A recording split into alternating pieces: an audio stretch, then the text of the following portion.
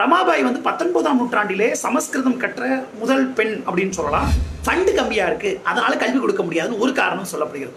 இன்னொன்று என்ன சொல்லப்படுகிறது என்றால், கீழே அடுக்கு நிலையில் இருக்கிற சாதிகளுக்கு கல்வி தந்தால் அந்த கல்வி மேலே வராது, ஆனால் மேலே இருக்கவங்களுக்கு கல்வி கொடுத்தா அது கீழே இருக்கவங்களுக்கு போய் சேரும் என்று இவர்கள் கருதுகிறார்கள். ஒரு ஆணுக்கும் பெண்ணுக்கும் வருகிற அன்பிற்கு பெயர் தான் காதல்.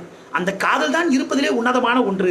அதை பெண்ணுக்கு அந்த தேர்வை தரவிடாமல் தடுக்கிறோம் என்கிற ஒரு குற்றச்சாட்டை வைக்கிறார். பெண்கள் தங்களுடைய இந்த புருவத்தை வலித்துக் கொள்ள வேண்டும், அவர்கள் பல்லை மஞ்சளாக்கி கொள்ள வேண்டும் என்கிற அநீதி எல்லாம் இருக்கிறது என்பதை ரமாபாய் பதிவு செய்கிறார். ஒரு பெண் என்பவள் ஒரு பினான்சியல் ஃப்ரீடம் கொண்ட ஒருவளாக இருக்க வேண்டும் என்கிற தெளிவு ரமாபாய்க்கு இருக்கிறது. அவர் பெண்களுக்கு எந்த உரிமையும் தரக்கூடாது, தீண்டாமை என்பது அவசியமான ஒன்று என்கிற ஒரு பார்வை கொண்டவர். திலகருக்கு ஒரு வகையில் முன்னோடி. வணக்கம். இது பாலம் 361வது பாலம் புத்தக சந்திப்பு கூட்டம். இதற்கு முன்னாடி பார்த்தீர்கள் என்றால் 360 கூட்டங்கள் இங்கே நடந்து முடிஞ்சிருக்கு. இந்த 360 கூட்டங்கள் 7 ஆண்டுகள் தொடர்ந்து இடையறாமல் நடந்திருக்கிறது. அப்படி என்பதும் இந்த 7 ஆண்டுகளிலே தொடர்ந்து பல்வேறு புத்தக அறிமுகங்கள் இடையறாது நடந்திருக்கிறது அப்படிங்கிறது ஒரு சிறப்பான செய்தி. இதற்கு இந்த பாலம் புத்தக சந்திப்பு அமைப்பை சேர்ந்த அனைவருக்கும் மனமார்ந்த நன்றிகளும் வணக்கங்களும். இன்னைக்கு நம்ம பார்க்க போகிற இந்த புத்தகம் ஒரு சுவாரஸ்யமான புத்தகம், ஒரு முக்கியமான புத்தகம்னு சொல்லலாம். இந்த புத்தகம் பார்த்தீங்கன்னா, Pandita Ramabai a life and a time அப்படி என்கிற ஒரு ஒரு புத்தகத்தை பற்றி தான் நாம் பார்க்க போகிறோம். இந்த புத்தகத்தினுடைய ஆசிரியர் உமா சக்கரவர்த்தி அப்படி என்கிற பேராசிரியர். உமா சக்கரவர்த்தி பார்த்தீர்கள் என்றால் mother of Indian feminist movement அப்படின்னு சொல்லிட்டு சொல்லுவார்கள். இந்த mother of Indian feminist movement சொல்கிறதுக்கான காரணம், அவர் இந்த ஒரு பெண்ணியத்தை ஒரு கருத்தியல் தளத்தில் கொண்டு போய் சேர்த்தவர்கள். அதுவும் பண்டைய இந்தியாவில் எப்படி பிராமணிய ஆணாதிக்கம், இந்த பிராமணிக்கல் பேட்ரியார்கி அப்படின்னு சொல்லுவாங்க, அது எப்படி இருந்தது, அது எப்படி திகழ்ந்தது என்பதை குறித்து தெளிவாக ஒரு கருத்தாக்கத்தை உண்டாக்கின ஒருத்தவங்க தான் உமா சக்கரவர்த்தி. இந்த உமா சக்கரவர்த்தி பண்டித ரமாபாய் பற்றி பேசுகிறாங்க. இது அடிப்படையில் இந்த புத்தகம் ரீரைட்டிங் ஹிஸ்ட்ரி என்கிற நூலாக ஜுபான் வெளியீடாக வந்தது. நாம் என் கையில் இருக்கிறது அந்த புத்தகத்தினுடைய ஒரு குறிப்பிட்ட ஒரு 40-45 பக்கங்களை மட்டும் சேர்த்த ஒன்று. அதுதான் இது. ஆனால் நான் முழு புத்தகத்தையும் படிச்சுட்டு தான் உங்ககிட்ட பேச போகிறேன். பட் அப்படி முழு புத்தகத்தை படிக்க முடியாதவர்கள் இந்த கிரிட்டிக்கல் குவெஸ்ட் வெளியிட்ட இந்த புத்தகத்தை படித்து பார்க்கலாம். இது வெறும் ரமாபாயினுடைய வாழ்க்கையை மட்டும் பேசுகிற இறுதி அத்தியாயம். இந்த 6வது அத்தியாயத்தை தன்னுடைய கருதுகோளாக கொண்டு செயல்படுகிறது. நான் அப்படியே ஓரளவுக்கு நோட்ஸ் எடுத்திருக்கேன். ஆனால் சில விஷயங்களை பார்த்தீர்கள் என்றால் நோட்ஸ் எடுக்காமல் சில விஷயங்கள் இருக்குது. அதை நான் கொஞ்சம் பார்த்து இறுதியில் படிக்க வேண்டியது இருக்கும். அதை மட்டும் நீங்கள் பொறுத்தரணும். இப்போ முதல்ல நம்ம நேராக தலைப்புக்குள்ளே போயிடலாம். இந்த ரமாபாய் அப்படிங்கிறவங்க யாருங்கிறத ஒரு சுருக்கமாக ஒரு முன்னோட்டம் கொடுத்துட்றேன். அதை கொடுத்துட்டு அதுக்கப்புறம் நான் போனால் சரியாக இருக்கும். ரமாபாய் 19ஆம் நூற்றாண்டிலே சமஸ்கிருதம் கற்ற முதல் பெண் அப்படின்னு சொல்லலாம். அவர் சித்பவன பிராமணர் சமூகத்தை சேர்ந்தவர். திலகர் எந்த சமூகத்தில் பிறந்திருந்தாரோ அந்த சமூகத்தை சேர்ந்தவர். இவருக்கு சமஸ்கிருதத்தை அவருடைய தந்தை தான் சொல்லித்தரார். அவர் தந்தை இந்த சமஸ்கிருதத்தை சொல்லி தந்ததற்கு பிறகு அவர் தந்தை, தாய், அக்கா எல்லாரும் இறந்து போகிறாங்க. அப்படி இறந்து போனதற்கு பிறகு என்னாகிறது என்றால், ரமாபாய் அந்த காலத்திலேயே தன் தந்தையோடு சேர்ந்து இந்தியா முழுக்க பயணிக்கிற ஒரு அனுபவம் கிடைக்குது. அப்படி அவர் பயணிக்கிற அவர் கொடும் வறுமை எல்லாவற்றையும் சந்திக்கிறார். அதை பற்றி நம்ம கடைசியில் பார்ப்போம். அதற்கு பிறகு என்ன ஆகிறது என்றால், தந்தை இறந்து போன பிறகு, உற்றார் உறவினர் எல்லாம் இறந்து போன பிறகு தன்னுடைய ஒரே ஒரு சகோதரனோடு சேர்ந்து கொண்டு வங்கத்திற்கு போகிறார். இந்த வங்கத்திற்கு போகிற பொழுது அங்கே இருந்த சமஸ்கிருத அறிஞர்கள் இல்லை சமஸ்கிருத பண்டிதர்கள் முன்பு அவருடைய அறிவு, சமஸ்கிருத அறிவு என்பது சோதனைக்கு உட்படுத்தப்படுகிறது. பெண்களுக்கும் சூத்திரர்களுக்கும் வேதம் படிப்பது, சமஸ்கிருதம் படிப்பது மறுதளிக்கப்பட்ட காலத்திலே ரமாபாய் சமஸ்கிருதத்தை படித்து கற்றுத்தெரிந்த ஒருவராக, ஒரு 11,000-16,000 வரிகள் தெரிந்த ஒருவராக இருந்தார். அவரை தொடர்ந்து கேள்விக்கு உட்படுத்தி அவரை பண்டித ரமாபாய் என்றவர்கள் அறிவிக்கிறார்கள். அறிவித்த பிறகு கார்கி, மைத்ரேயி முதலியவர்கள் எப்படி வேத காலத்தில் பெரிய அறிவும் பெரிய திறனும் கொண்டவர்களாக அறிஞர்களோடு வாதிடுகிறவர்களாக இருந்தாங்களோ அந்த மாதிரி ரமாபாய் இருக்கிறார்கள் என்கிற பொருளிலே பண்டித ரமாபாய் சரஸ்வதி அப்படி என்கிற பட்டத்தை தருகிறார்கள். இந்த வைத்துக்கொண்டு இது ஒரு முரணான ஒன்று அப்படி என்று உமா சக்கரவர்த்தி சொல்கிறார். சரஸ்வதி என்பது எதை குறிக்கும்? சரஸ்வதி என்பது கல்விக்கான கடவுள் என்பது நமக்கு தெரியும். இன்னொன்று வாக்தேவி என்று சரஸ்வதியை சொல்லுவார்கள். வாக்தேவி என்றால் பேச்சுக்கான, வாக்குக்கான ஒரு கடவுள் தான் சரஸ்வதி, தெய்வம் சரஸ்வதி. அப்ப தன்னுடைய குரலை அந்த வாக்தேவி சரஸ்வதி என்று அழைக்கப்பட்ட ரமாபாய் தன்னுடைய குரலை வெளிப்படுத்த ஆரம்பித்த போது அந்த குரலை கேட்க இந்த சமூகம் மறுத்தது. ஒரு சுதந்திரமான குரலை ரமாபாய் கொண்டிருக்கக்கூடாது என்று இந்த சமூகம் கருதியது என்கிற ஒரு குறிப்பை உமா சக்கரவர்த்தி பதிவு செய்கிறார். இப்படி பெரிய பண்டிதையான ரமாபாய் தான் படித்த இந்த வேத நூல்களில் பெண்களையும் சூத்திரர்களையும் மிக இழிவாக நடத்துகிறார்கள் என்பதை அறிகிறார். அப்படி அறிந்த ரமாபாய் ஒரு சூத்திரரை திருமணம் செய்து கொள்கிறார். அவரை திருமணம் செய்து கொள்ள பிராமணர்கள் பல பேர் தயாராக இருந்தாலும் பிறப்பால் பிராமணரான ரமாபாய் ஒரு சூத்திரரை திருமணம் செய்து கொள்கிறார். 2 ஆண்டுகள் சிறப்பாக போன மணவாழ்வு தன்னுடைய கணவர் மேதாவினுடைய மரணத்தால் அது முடிந்து போகிறது. முடிந்து போன பொழுது ஒரு சிறு குழந்தை மனோரமா என்கிற ஒரு பெண் குழந்தை அவருக்கு பிறக்கிறது. அப்படி பிறந்ததற்கு பிறகு ரமாபாய் என்ன பண்றாங்கன்னா, இவர்கள் இந்தியா முழுக்க பயணம் போகிறார். ஒரு இந்திய தாய்மை, இந்திய பெண்மை எப்படி இருக்க வேண்டும் என்பதற்கான எடுத்துக்காட்டு ரமாபாய் என்ற அவர் விதந்தோதப்படுகிறார், கொண்டாடப்படுகிறார். அவர் ஆரிய மகிழா சபை என்று ஆரம்பித்து உயர் ஜாதி இந்து விதவைகளுக்கு உதவ முயற்சி செய்கிறார். அதனால் உயர் ஜாதி ஆண்களோடு சேர்ந்து இயங்குகிறார். ஒரு காலத்திற்கு பிறகு இந்த உறவானது துண்டிக்கப்படுகிறது. இந்த உறவில் பல்வேறு முரண்பாடுகள் ஏற்படுகின்றன, பல்வேறு சச்சரவுகள் வருகின்றன. அவருடைய கனவோடு ஈடு கொடுத்து பயணிக்கிற ஒருவர்களாக யாரும் இருக்கவில்லை. இன்னொன்று, ரமாபாய் தனக்கு தோன்றுவதை தனக்கு சரி என்று எதுப்படுகிறதோ அதை அப்படியே உறுதிப்பட நேர்பட பேசுகிற ஒரு பண்பு கொண்டவராக இருந்தார். இந்த பண்பு அவரை எல்லோரிடமும் இருந்து தனித்து காட்டியது. இது எல்லோரும் அவரோடு முரண்படுவோம், எதிரியாக உணரவும் வழிவகுத்தது அப்படி என்பதை வரலாற்றரசில் பதிவு செய்கிறார்கள். ரமாபாய் அதற்கு பிறகு கிளம்பி அமெரிக்காவிற்கு போகிறார், பிரிட்டனுக்கு போகிறார். பிரிட்டனுக்கு போன பொழுதுதான் அவர் கிறிஸ்துவ மதத்துக்கு மாறுகிறார். அவர் கிறிஸ்துவ மதத்துக்கு மாறியதாலேயே அவர் கிறிஸ்தவ கைக்கூலி, காலனி அடிமையாகிவிட்டார், காலையர்களுடைய ஒரு கைக்கூலி ஆகிவிட்டார் முதலிய விமர்சனங்கள் வைக்கப்படுகின்றன. இந்த விமர்சனங்கள் எந்த அளவுக்கு சரி? ஒரு கிறிஸ்துவ மதத்துக்கு ஒருத்தர் மாறினாலே, இல்ல காலனி அரசாங்கத்தோடு கிறிஸ்தவத்திற்கு ஒரு தொடர்பு இருந்தது என்பதற்காகவே அந்த மதத்தை பின்பற்றுகிற ஒருவருக்கு என்று சுய அறிவு இருக்காது, சுய சிந்தனை இருக்காது, தற்சார்பு இருக்காது அப்படி என்கிற பார்வை பலருக்கு இருக்கிறது. அந்த பார்வை தவறு என்பதை ராம் பப்பட், கௌரி விஸ்வநாதன் முதலிய பல்வேறு அறிஞர்களின் ரமாபாய் குறித்த ஆய்வுகள் நமக்கு தெளிவுபடுத்துகின்றன. ஸோ ரமாபாய் இந்த மாதிரி மதம் மாறியதற்கு பிறகு அவர் கிறிஸ்தவ மதத்தினுடைய அந்த இன்ஸ்டிடியூஷனலைஸ் மதம் இருக்கும் இல்லையா, நிறுவனப்படுத்தப்பட்ட மதம், அந்த மதத்தையும் கேள்விக்குள்ளாக்குகிறார். அவர்களோடும் முரண்படுகிறார். இப்படி முரண்பட்டு அவர் பூனேவிலே அவர் மதமாற்றம் செய்ய முயல்கிறார் என்ற ஒரு விமர்சனங்கள் வைக்கப்படுகின்றன. அந்த விமர்சனங்கள் எந்த அளவுக்கு உண்மை என்பதை நம்ம பின்னாடி பார்ப்போம்.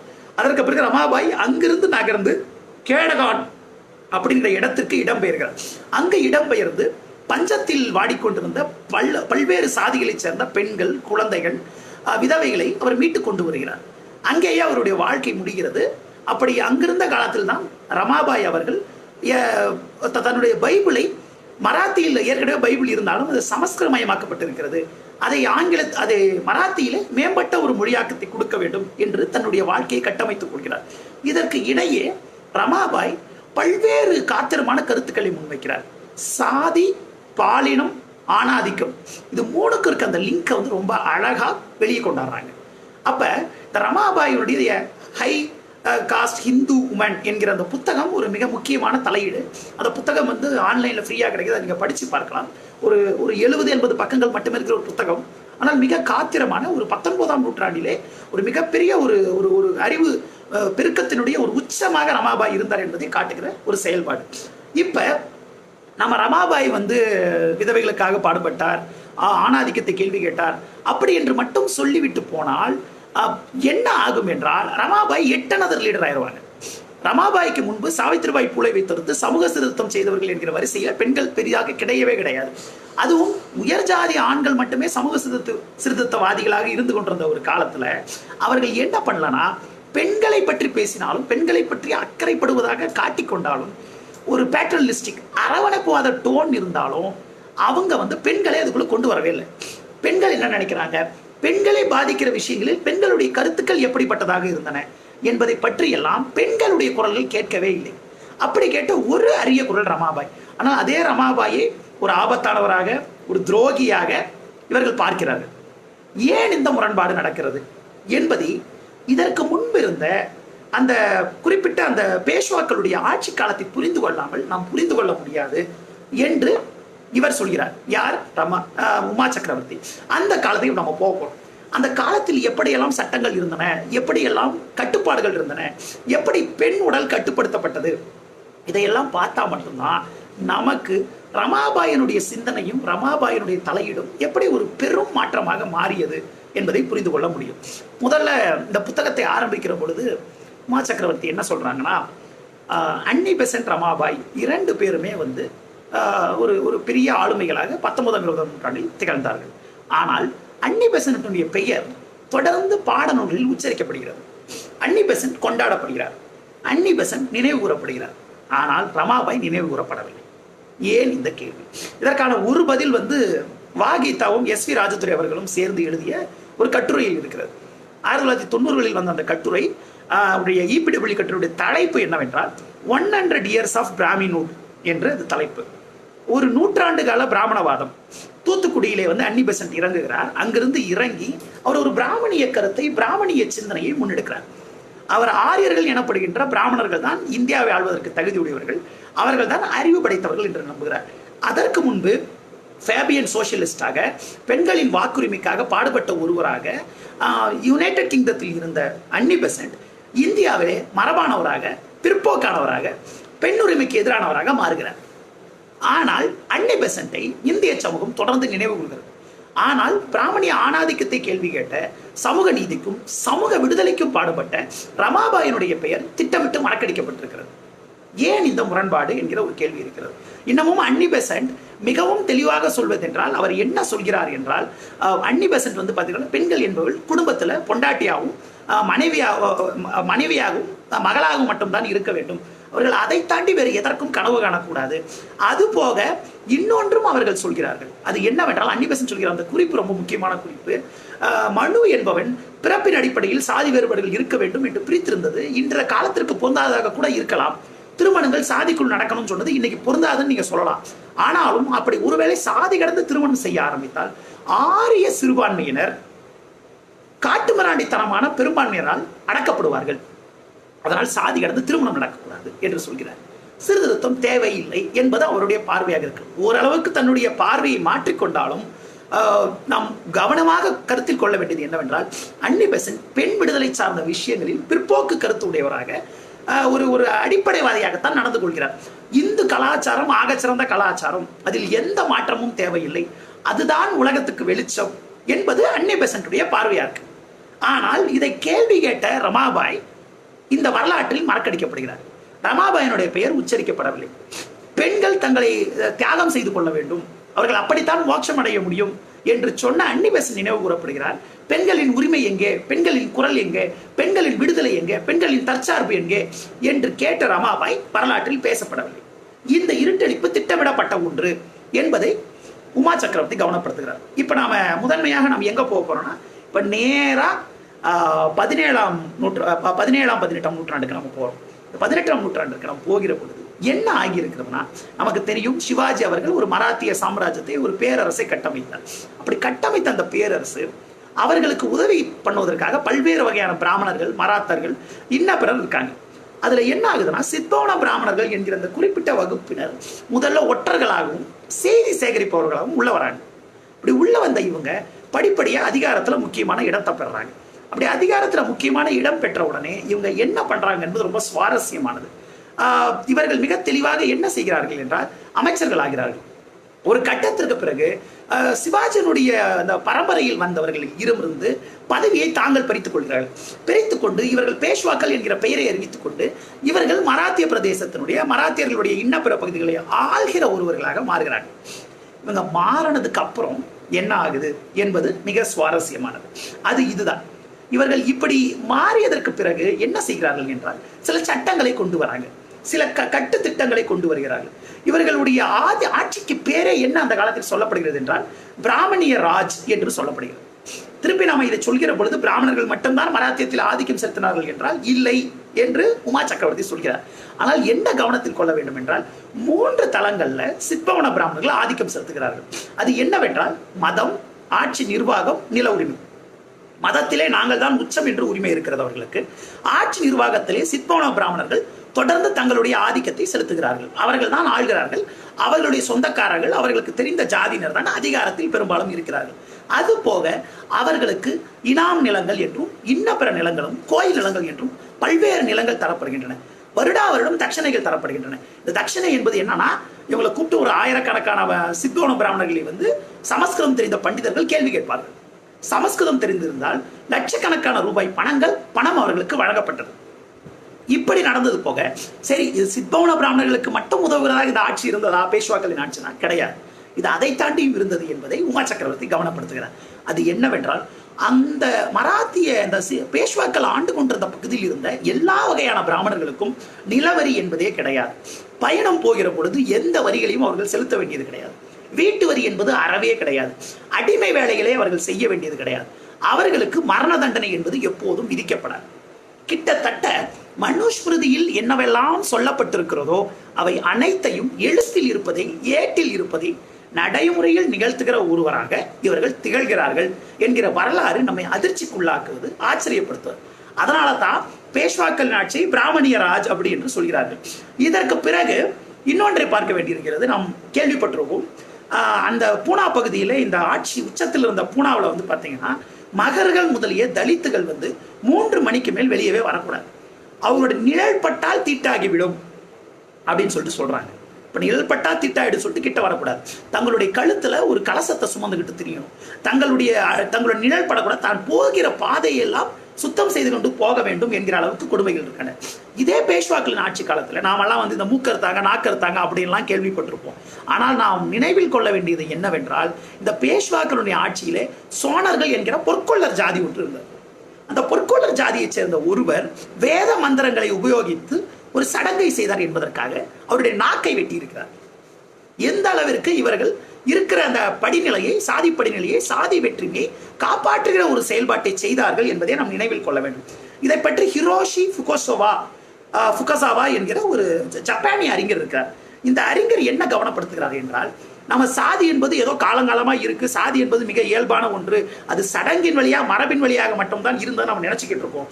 ஆனால் இந்த பேஷ்வாக்களுடைய ஆட்சி சாதியை மிக ஆழமாக, மிக காத்திரமாக தன்னுடைய சட்டத்திட்டங்களுடன் நிறைவேற்றியது என்பதை எடுத்துக்காட்டை தருகிறார். இதில் முதன்மையான எடுத்துக்காட்டு என்ன என்றால், ஒரு நெசவாளர் சமூகம் ஒன்று இருக்கிறது. அந்த நெசவாளர் சமூகத்திலே யார் உயர்ந்த ஜாதி, யார் தாழ்ந்த ஜாதி என்கிற ஒரு பிரச்சனை வருகிறது. இந்த பிரச்சனைக்கு தீர்ப்பு சொல்கிற பொறுப்பை பேஷ்வாக்கள் எடுத்துக்கொள்கிறார்கள். அப்படி எடுத்துக்கொண்டு என்ன சொல்கிறார்கள் என்றால், நான் ஏற்கனவே சொன்னேன், பிராமணர்கள் அல்லாத பிற சாதிகளை அடிமைகளாக ஆக்குகிற ஒரு போக்கு பேஷ்வாக்களின் ஆட்சி காலத்தில் இருந்தது. இப்படி ஏதேனும் பெண் அடிமைகள் இருந்தாங்கன்னா, அந்த பெண் அடிமைகள் இருக்காங்க இல்லைங்களா, அந்த பெண் அடிமைகளுக்கு பிறக்கிற நெசவாளர்கள் தாழ்ந்த ஜாதி, அப்படி பிறக்காதவர்கள் நல்ல ஜாதி என்று பகுக்கப்படுகிறது. இந்த நல்ல ஜாதிங்கிறதுக்கு சர்டிபிகேட் தர பொறுப்பு பேஷ்வாக்களுடைய பொறுப்பு. அந்த சர்டிபிகேட்டுக்கு 5000 ரூபாயை அன்னைக்கே கொடுக்கும். இப்படிப்பட்ட ஒரு செயல்பாடு இருந்ததையும் ஃபுகசாவா கவனப்படுத்துகிறார். 1790 பேஷ்வா அரசு ஒரு சட்டத்திட்டத்தை அறிவிக்கிறது. அது என்னவென்றால், எழுத்தர் பணியை செய்து கொண்டிருந்த காயஸ்தர்கள் இருந்தார்கள் இல்லையா, இந்த காயஸ்தர்கள் வந்து பிராமணர்களுக்கு அடுத்த நிலையில் இருப்பவர்கள் என்று கருதப்பட்டவர்கள். அவர்கள் வர்ணமற்றவர்கள் என்கிற பார்வையும் உண்டு.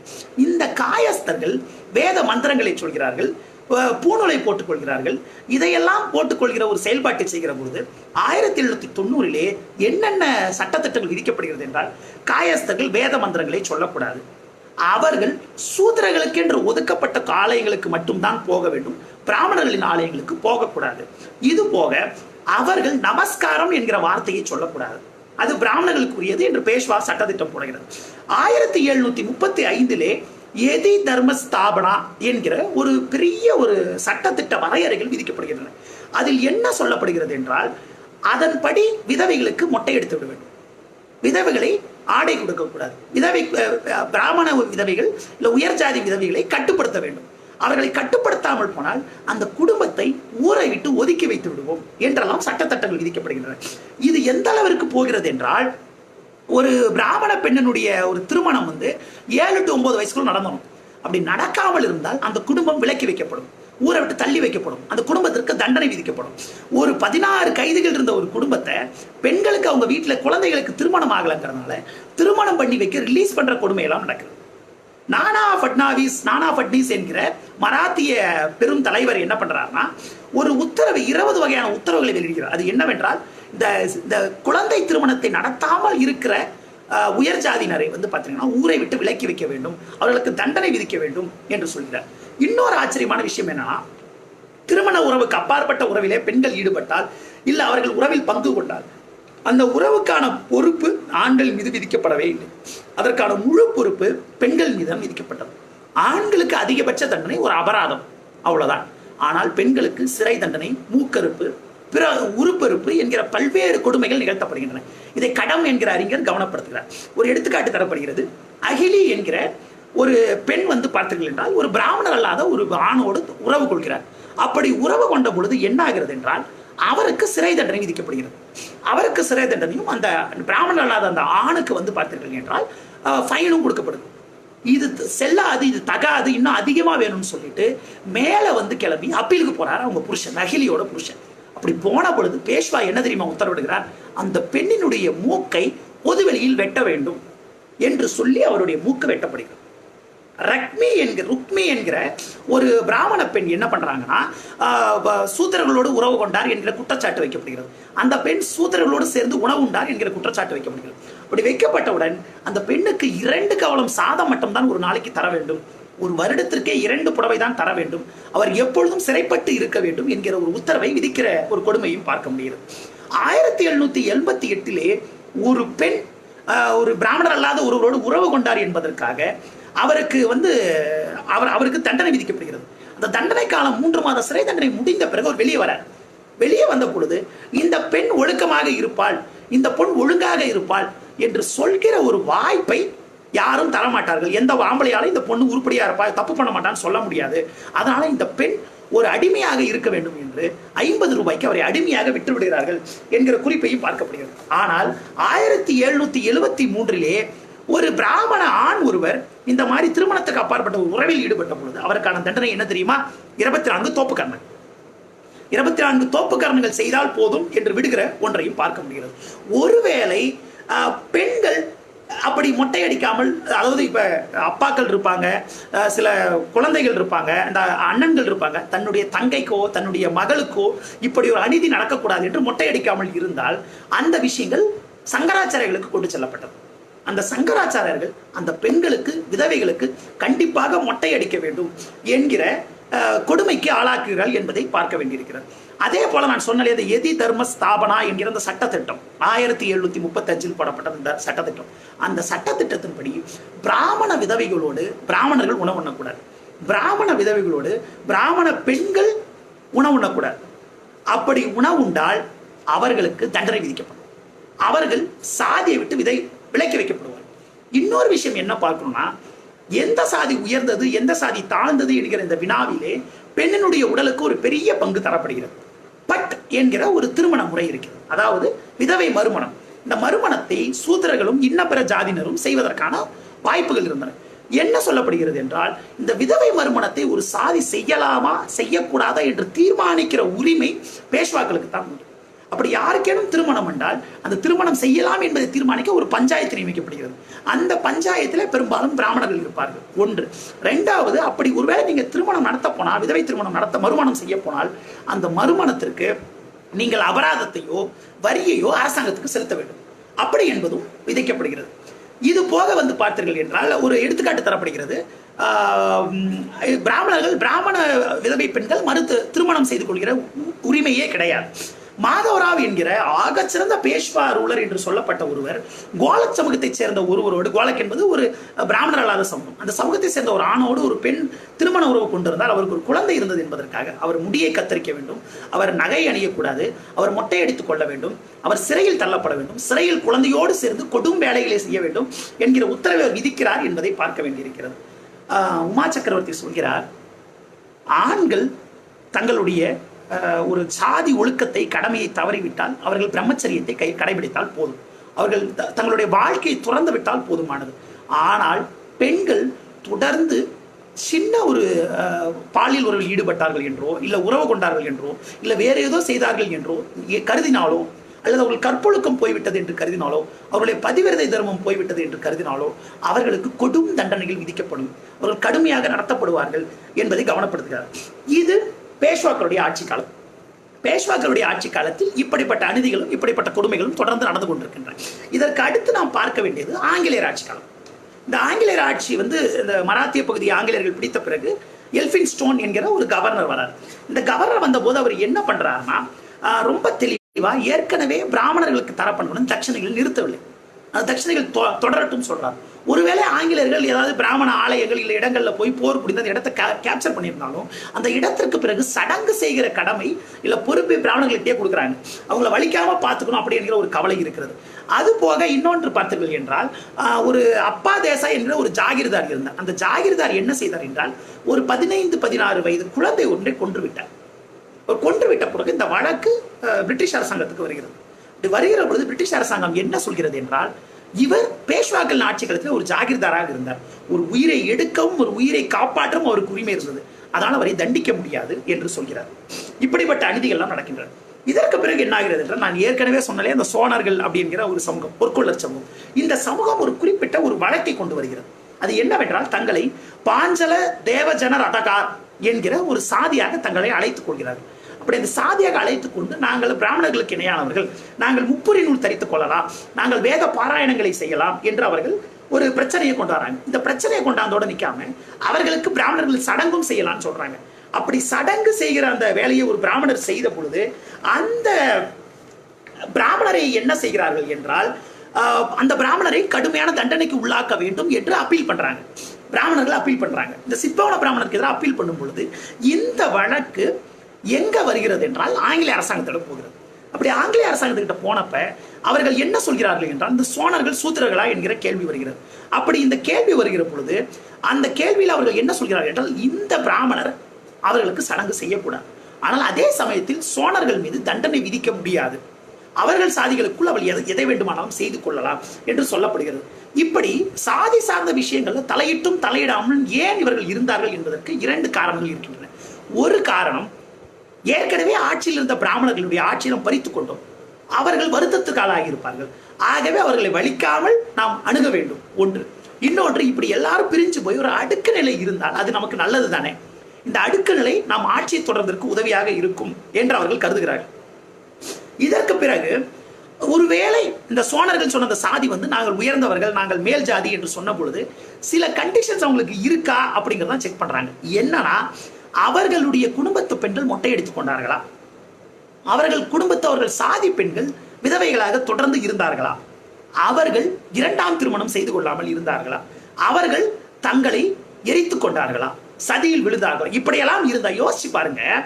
பெண்கள் விதவையாக இருந்தால், அடக்குமுறைக்கு ஆளானால், 2ஆம் திருமணம் செய்து கொள்ளாமல் இருந்தால், பெண்கள் தங்களை எரித்துக் கொண்டால் அது உயர்ந்த ஜாதி.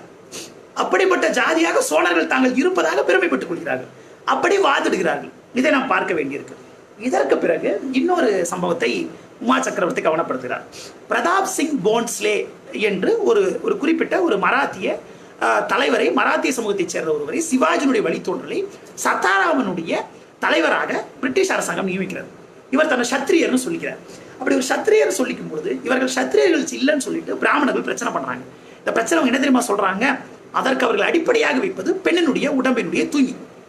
பரசுராமர் உங்க ஒட்டுமொத்த சத்திரியரையும் அழிச்சிட்டாரு, ஒரு சத்திரியரும் கிடையாது, பிராமண ஆண்களோடு உறவு கொண்டுதான் உங்கள் பெண்கள் உங்களை பெற்றெடுத்தார்கள், அப்புறம் எப்படி உங்களுக்கு தூய்மை இருக்கு நீங்க சொல்லுவீங்க என்கிற கேள்வியை அங்கிருந்த பிராமணர்கள் கேட்கிறாங்க. இப்படி கேட்டதற்கு பிறகு இன்னொன்றையும் சொல்கிறார்கள். அப்ப அந்த மராத்தியர்கள் அந்த இருக்கிற இந்த பிரதாப் சிங்கா போஸ்லே உடைய அந்த குடும்பத்தில் என்ன சொல்றாங்கன்னா, எங்களுடைய சாதியில பெண்கள் அனைவரும் விதவைகளாக தொடர்கிறார்கள், அவர்கள் சாதி தூய்மையை காப்பாற்றுகிறார்கள், அவர்கள் திருமண உறவு ஒருவேளை கணவர் இறந்து போனால் அதற்கு பிறகு அவர்கள் பதிவிரதைத்தனத்தோடு இருக்கிறார்கள், இங்க திருமண உறவு தெளிவாக இருக்கிறது, அதனால் நாங்கள் சத்திரியர்கள் என்று வாதிடுகிறார்கள்.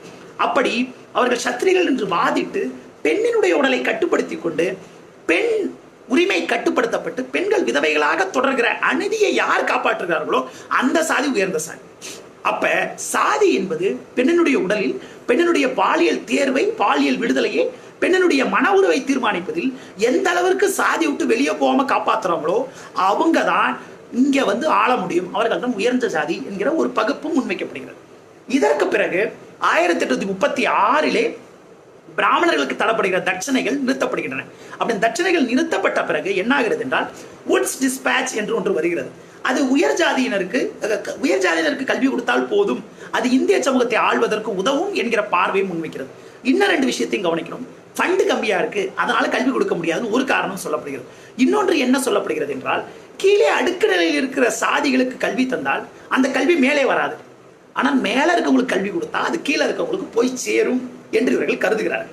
இது எங்க போய் நிற்குதுன்னா, 1874 ஒரு 109 பேர் ஒட்டுமொத்த பூனாவில் கல்லூரி படிக்கிறவர்களாக இருந்தார்கள். அதில் 107 பேர் பிராமணர்கள். பம்பாயிலே 50% பிராமணர்கள், இன்ன பார்சிக்கள், குஜராத்திகள், மார்வாரிகள் முதலிய சாதிகள் டெக்கான் காலேஜில் படிக்கிறதாவும் பிற காலேஜில் படிக்கிறதாவும் இருக்காங்க. ஆனால் 1860 இப்படி நிலைமை இருந்தாலும் 1890களுக்குள்ள அங்க படிக்கிற பெரும்பான்மையர்கள் பிராமணர்களா இருக்காங்க. இது போக இவர்கள் என்ன செய்கிறார்கள் என்றால், இன்னொரு எடுத்துக்காட்டியும் உமா சக்கரவர்த்தி தராங்க. எப்படி அதிகாரம், நில உரிமை, கல்வி என்று எல்லாவற்றிலும் ஆதிக்கம் செலுத்துறாங்க என்பது ஒரு எடுத்துக்காட்டு தராங்க. இந்த சித்பவன பிராமணர்கள், தேவாஸ்த பிராமணர்கள், கவுடா சரஸ்வத் பிராமணர்கள் என்று 3 வகையான பிராமணர்கள் எடுத்துக்கொள்றாங்க. இந்த பிராமணர்கள்ல 1/5 பங்கினர் நிலத்திலிருந்து குத்தகை உரிமை பெறுகிறவர்களாக இருந்திருக்கிறார்கள். அந்த அளவிற்கு அவர்கள் செல்வ வளம் மிக்கவர்களாக இருந்திருக்கிறார்கள் என்பதை சொல்கிறார்.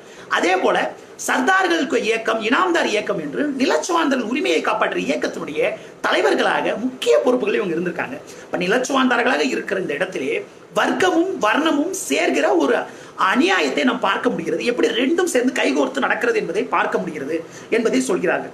இன்னொன்று பார்த்தீர்கள் என்றால், இருக்கிற பத்திரிகை ஆசிரியர்களில் 3/2 பங்கினர் பிராமணர்கள்.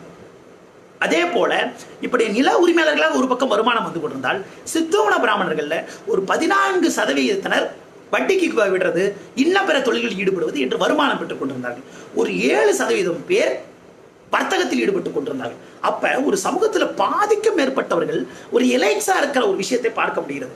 இப்படி இருந்த இந்த காலத்திலே ஜோதிபாய் பூலேவினுடைய கருத்துக்களை இதை எதிர்கொள்கின்றன. 1861 ஜாதி பேத் விவாக சார் என்கிற ஒரு புத்தகம் வருகிறது. ஒரு பிராமணர் அல்லாத ஒருவர் எழுதிய அந்த புத்தகம் இந்த பிராமணிய மேலாதிக்கத்தை கேள்வி கேட்கிறது. ஜோதிபாய் பூலே அதை தொடர்ந்து கேள்விக்கு உட்படுத்துகிறார். அவர் பல்வேறு கேள்விகளை கேட்கிறார். அவர் என்ன கேட்கிறார் என்றால், நம்மை ஒடுக்குகிற, நம்மை அவமானப்படுத்துகிற, நம்மை சுரண்டுகிற பிராமணர்களுடைய அங்கீகாரம் நமக்கு இதற்கு தேவை. அவர்களை ஏன் கொண்டாட வேண்டும்? அவர்களைப் போல நாம் ஏன் பூணூல் போட்டுக் கொள்ள வேண்டும்? அவர்களைப் போல நாம் ஏன் சத்திரிகள் என்று நம்மை அறிவித்துக் கொள்ள வேண்டும்? இப்படியெல்லாம் நடந்து கொண்டால் என்ன ஆகிறது என்றால், ஏற்கனவே நம்மை அடக்கி கொண்டிருக்கிற சமூக இயந்திரத்தில் ஒரு அங்கமாக நாம் மாறி போகிறோம் என்பதை நாம் கவனிக்க மாட்டோம் அப்படின்னு சொல்றார். இன்னொன்று, அவர் தாமஸ் பெயினுடைய ரைட்ஸ் ஆஃப் மேன் என்கிற நூலை படித்திருந்தார். அந்த நூலை படித்திருந்த அதில் என்ன சொல்கிறது, ஒவ்வொரு மனிதனுக்கும் ஒரு இயற்கையான உரிமைகள் உண்டு. எந்த விஷயத்தும், அது மதமாக இருக்கலாம், இறைவனாக இருக்கலாம், எல்லாவற்றையும் கேள்விக்கு ஆட்படுத்தப்பட வேண்டும் என்கிற சிந்தனை அவருக்கு இருக்கிறது. இன்னொன்னு சொல்றாரு ஜோதிபாய் பூலே, பிராமணிய சடங்குகள் நம்மை ஏழைகளாக ஆக்கியிருக்கின்றன, நம்மை தொடர்ந்து அவை வறுமைக்கு தள்ளுகின்றன. ஆகவே பிராமணிய சடங்குகள் நாம் கலந்து கொள்ளக்கூடாது என்று சொல்கிறார். இன்னொன்று, நீங்கள் கல்வி என்பது மேலிருந்து கீழே வந்துடும் சொன்னீங்க, ஆனால் பிராமணர்களுடைய சுயநலத்தால் எங்களுக்கு கல்வி என்பது சேரவே இல்லை என்று அவர் சொல்கிறார். அதற்கு மாற்றா அவர் என்ன சொல்றாருன்னா, ஆரம்ப கல்வியை எல்லா கிராமங்களில் இருக்கிற பிராமணர் அல்லாத அனைவருக்கும் கொடுக்க வேண்டும், அதே போல மேல்நிலை கல்வி எங்களுக்கு தர வேண்டும் என்று அவர் சொல்கிறார். மேலும் அவர் என்ன கவனப்படுத்துகிறார் என்றால், நம்மளுடைய இந்த வரி வருமானத்தில் பெரும்பான்மையற்ற உழைக்கும் வர்க்கத்தினர், விவசாயிகளை நாங்கள் தான் தருகிறோம். இப்ப நாங்கள் தருகிற பொழுது எங்களுக்கு அதற்கு முறையான பலனை நீங்கள் தர வேண்டும் என்று சொல்கிறார். இப்படி அவர் சொல்லி 21 வயதிலேயே முதல் கல்விக்கூடத்தை துவங்குகிறார். அந்த கல்விக்கூடம் தாழ்த்தப்பட்ட ஒடுக்கப்பட்ட சாதிகளைச் சேர்ந்த பெண்களுக்கு ஆன ஒரு கல்விக்கூடம் என்பதை பார்க்க வேண்டியிருக்கிறது. அதற்கு முன்பு கல்வி என்பதே பெண்களுக்கு மறுக்கப்பட்ட சூழலே ஒரு பெரும் கிளர்ச்சியை அவர் மேற்கொள்கிறார் என்பதையும் பார்க்க வேண்டும். அதனோடு மட்டும் இல்லாமல் இந்த விதவை பெண்களுக்கு மொட்டை அடிக்கிற வழக்கத்தை ஒழிக்கிற ஒரு செயல்பாட்டிலே அவரும் சாவித்ரிபாய் பூலேவும் ஈடுபடுகிறார்கள். அதே போல தாராபாய் ஷிண்டே என்கிற பிராமணர் இல்லாத ஒரு பெண் ஸ்ரீ புருஷ துலானா என்கிற ஒரு புத்தகத்தை எழுதுகிறார். அந்த புத்தகத்தில் ஆணாதிக்கத்தை கேள்வி கேட்கிறார். எல்லாத்துக்கும் பொண்ணுதான் பொறுப்பா? விதவையாக ஆனால் கணவன் இறந்து போகிறார். பெண்களின் மீது பாலியல் வன்முறையை ஆண்கள் கட்டவிழ்க்கிறார்கள். பெண்களை கட்டுப்படுத்துகிற அநீதியை ஆண்கள் மேற்கொள்கிறார்கள். ஆனால் அதற்கான பொறுப்பு ஏன் பெண்ணின் மீது விதிக்கப்படுகிறது என்று அவர் கேட்கிறார். இதை பிராமணர் அல்லாத இயக்கத்தைச் சேர்ந்த ஒரு தலைவரே எதிர்க்கிறார். ஆனால் அது தவறு. தாராபாய் ஷிண்டனுடைய கருத்து நியாயமானது. அடக்குமுறை, ஏற்றத்தாழ்வு என்பதை பிராமணர்களும் இருப்பதை மட்டும் எதிர்ப்பதல்ல, நம் சமூகங்களிடையே இருக்கிற ஆணாதிக்கத்தையும் நாம் கேள்வி கேட்க வேண்டும், அவற்றை உடைத்து நுறுக்கி ஒரு சமத்துவத்தை உண்டு செய்ய வேண்டும் என்கிற பார்வை கொண்டவராக ஜோதிபாய் பூலே இருந்தார் என்பதை பார்க்க வேண்டியிருக்கிறது. இந்த நிலையில இதை எப்படி பிராமணர்கள் எதிர்கொண்டார்கள் என்பதை நாம் பார்க்க வேண்டியிருக்கிறது. பிராமணர்கள்ல கோபால் ஹரி தேஷ்முக், எம்ஜி ரானடே, பண்டார்கர் முதலே சில பிராமணர்கள், அதுவும் சித்பவன பிராமணர்கள் சீர்திருத்தம் ஓரளவுக்கு வலிக்காம முடிஞ்ச அளவுக்கு கம்மியா பண்றாங்க. அவங்க சீர்திருத்தத்தை தொடர்ந்து வாய்மொழியா பேசுறாங்க. அப்படி பேசுகிற அவர்களையே கடுமையான அடக்குமுறைக்கும் சாதியை விட்டு விலக்கி வைக்கிற ஒரு செயல்பாடும் தொடர்ந்து நடக்கிறது. ஒரு குறிப்பிட்ட வேணுபாய் என்கிற பெண்ணுக்கு ஒரு விதவை திருமணம் நடக்குது. அந்த திருமணம் நடக்கிற பொழுது அந்த திருமணத்தில் 7 பேர் கையெழுத்து போட்டிருந்தாங்க. அந்த 7 பேரும் பிராமண சாதியை விட்டு ஒதுக்கி வைக்கிறாங்க. அதே போல பரோடாவில பிராமணர்களுக்கு இடம் தரப்பட்ட போது கோட்டி என்கிற ஒரு பிராமணர்களுக்கு உதவி கொண்டிருந்த நிலமுறையை ஆங்கிலேய அரசாங்கம் தடுக்க முயன்ற பொழுது பிராமணர்கள் அதை கடுமையாக எதிர்க்கிறார்கள். இந்த நிலையில VN மண்டலிக் என்கிற ஒருவரை பற்றி பார்க்க வேண்டியிருக்கிறது. 1877 முதல் 1884 வரை பம்பாய் கவுன்சிலுடைய ஒரு உறுப்பினராக அவர் இருக்கிறார். அவர் பெண்களுக்கு எந்த உரிமையும் தரக்கூடாது, தீண்டாமை என்பது அவசியமான ஒன்று என்கிற ஒரு பார்வை கொண்டவர். திலகருக்கு ஒரு வகையில் முன்னோடி. அவர் என்ன சொல்கிறார் என்றால், சமூகம் தானாக மாற வேண்டும், இந்த சமூகத்தை அரசாங்கம் மாற்றக்கூடாது என்கிறார். அவர் தீண்டப்படாதவர்களுக்கு கல்வி தரக்கூடாது என்றும் கருதுகிறார். இந்த நிலையிலே இப்படி இருந்தாலும் பிராமணர்கள் ஆதிக்கம் செலுத்துகிறார்கள். கல்வியிலும் பல்வேறு அதிகார நிலைகளிலும் ஒரு இடம் பெறுகிறார்கள். பூனா சர்வஜனிக் சபாவை ஆரம்பித்து அவர்கள் அரசியல் அதிகாரத்திலும் பங்கு கொள்ள முடிவு செய்கிறார்கள். சமூக பிரச்சனைகளும் பெருசா பேசக்கூடாது என்கிற முடிவை அவர்கள் எடுக்கிறார்கள். இனிமேல் சமூக சீர்திருத்தத்தை பேசாமல் அரசியல் விடுதலையை கேட்டு ஆங்கிலேய அதிகாரத்திலே நமக்கான இடத்தை பெற வேண்டும் என்று உயர் ஜாதியினர், குறிப்பாக பிராமணர்கள் ஒரு முடிவு எடுக்கிறார்கள். அதனுடைய அடுத்த கட்டமாக அவர்கள் காங்கிரசுக்குள்ளும் வருகிறார்கள். திலகரை இப்பதான் பார்க்கணும். திலகர் என்ன பண்றாருன்னா 1891 இந்த வட்டி, இந்த கந்து வட்டிக்காரர்கள் இருக்காங்க இல்லைங்களா, அவங்களை கட்டுப்படுத்த ஒரு சட்டம் கொண்டு வரப்படும். சட்டத்தை கண்டிக்கிறார். ஏன்னா நிறைய பிராமணர்கள் கந்து வட்டிக்காரர்களாக இருக்கிறார்கள். அது போக ஆனாலும் சீர்திருத்தம் பேசிய ரானடேவும் பழமைவாதம் பேசிய திலகரை பரிமிலாராவ் என்கிற அறிஞர், JNUல ஒரு இணை பேராசிரியர், அவர் ஆன்டி ரிஃபார்மிஸ்ட், சீர்திருத்தத்துக்கு எதிரானவர் என்று குறிப்பிடுவார். அப்படிப்பட்ட திலகரும் சீர்திருத்தத்தை பேசிய ரானடேவும் 2 தரப்புமே ஒரு விஷயத்தில் தெளிவாக இருக்கிறார்கள். ஆரிய பெருமையில் தெளிவாக இருக்கிறார்கள். நாம் ஆரியர்கள் நாம் உயர்ந்தவர்கள் என்கிற பெருமையில் அவர்கள் தெளிவாக இருக்கிறார்கள். ஒரு பொற்காலம் இருந்தது, அந்த பொற்காலம் காணாம போயிடுச்சு, அதை மீட்டெடுக்க வேண்டும் என்கிற பார்வை ரானடேவுக்கு இருந்தது. அவர்களை முன்னாடி கொண்டு வரணுங்கிற பார்வை. திலகருக்கு அதையெல்லாம் பார்த்து கொள்கிற ஒருவராக நாம் இருக்க வேண்டியது கிடையாது. நம்மளுடைய பெருமை, நம்மளுடைய மரபை காப்பாற்ற வேண்டும். பெண்களுக்கு உரிமை தந்தால் என்ன ஆவது என்கிற கருத்து திலகருக்கு. திலகர் இன்னும் சொல்கிறார், சாதி முறை என்பது இன்றைக்கு ஓரளவுக்கு தேவையில்லாமல் இருக்கலாம். அது மத்திய கால ஐரோப்பாவினுடைய, இடைக்கால ஐரோப்பாவினுடைய கில்டு சிஸ்டத்தை போன்றது. தீண்டப்படாதவர்கள் இன்றைக்கு தேவையில்லை என்று நாம் கருதினாலும் அவர்கள் இருப்பதற்கு ஒரு தேவை இருக்கிறது. இந்த கைவினைஞர்கள் சமூகங்கள் பார்த்துக்கிட்டா அவர்கள் வேலையை மட்டும் செய்ய வேண்டும். இவர்கள் எல்லாம் அரசியலுக்கு வரக்கூடாது. அரசியலை பிராமணர்கள் பார்த்துக் கொள்கிறோம். வேத பாராயணங்களை சத்திரிகள் செய்யக்கூடாது என்று அவர் சொல்வதோடு அவர் தீண்டாமைக்கு எதிரான ஒரு பிரமாணத்திலே கையெழுத்து போட மாட்டேன் என்று சொல்கிறார். இதை விட கொடுமையான ஒரு விஷயம் இருக்கிறது. புல்மோனி தேவி என்கிற ஒரு பெண்மணி இருக்கிறார். அந்த பெண்மணி என்ன செய்கிறார் என்றால், அவருடைய சின்ன வயதிலே அவருடைய அந்த குழந்தையாக இருக்கிற பொழுது அவருடைய கணவர் ஹராமிதி என்பவர் அவரோடு உடல் உறவு கொள்கிறார். அப்படி உடல் உறவு கொண்டு என்ன ஆகிறது என்றால், அந்த பெண் இந்த வன்முறையால் இறந்து போகிறார். அவர் இறந்து போனோடைய ஒரு பெரிய ஒரு 11 வயது பெண் இறந்து போகிறார். இந்த மன உறவுக்கான வயதை 12 வயசா உயர்த்தணும் என்ற முயற்சிகள் செய்யப்பட்ட பொழுது திலகர் ஒரு கணவராக தன்னுடைய உரிமையை அவர் செய்து கொண்டிருந்தார். அதை எதற்காக நாம் கேள்விக்கு உட்படுத்தப்பட வேண்டும்? பெண்களுடைய வயதை, இந்த திருமண வயதை ஏற்றக்கூடாது. அப்படி ஏற்ற முயற்சி செய்கிறவர்கள் நம்முடைய மதத்திற்கு எதிரானவர்கள் என்கிற ஒரு கருத்தை முன்வைக்கிறார். இன்னொன்றும் அவர் சொல்கிறார், விதவைகள் திருமணம் செய்து கொள்ளக்கூடாது, மறுமணம் செய்து கொள்ளக்கூடாது என்கிற ஒரு தீவிரமான பார்வையும் திலகருக்கு இருக்கிறது. இப்படி இவர்கள் அனைவரும் இப்படிப்பட்ட பார்வைகளும் இப்படிப்பட்ட சிந்தனைகள் கொண்டவர்களாக இருந்த ஒரு காலத்திலே தான் ரமாபாய் இந்த சட்டகத்திற்குள் வருகிறார். ரமாபாய் இந்த சட்டகத்திற்குள் இவற்றை கேள்விக்கு உட்படுத்த முயற்சி செய்கிறார்.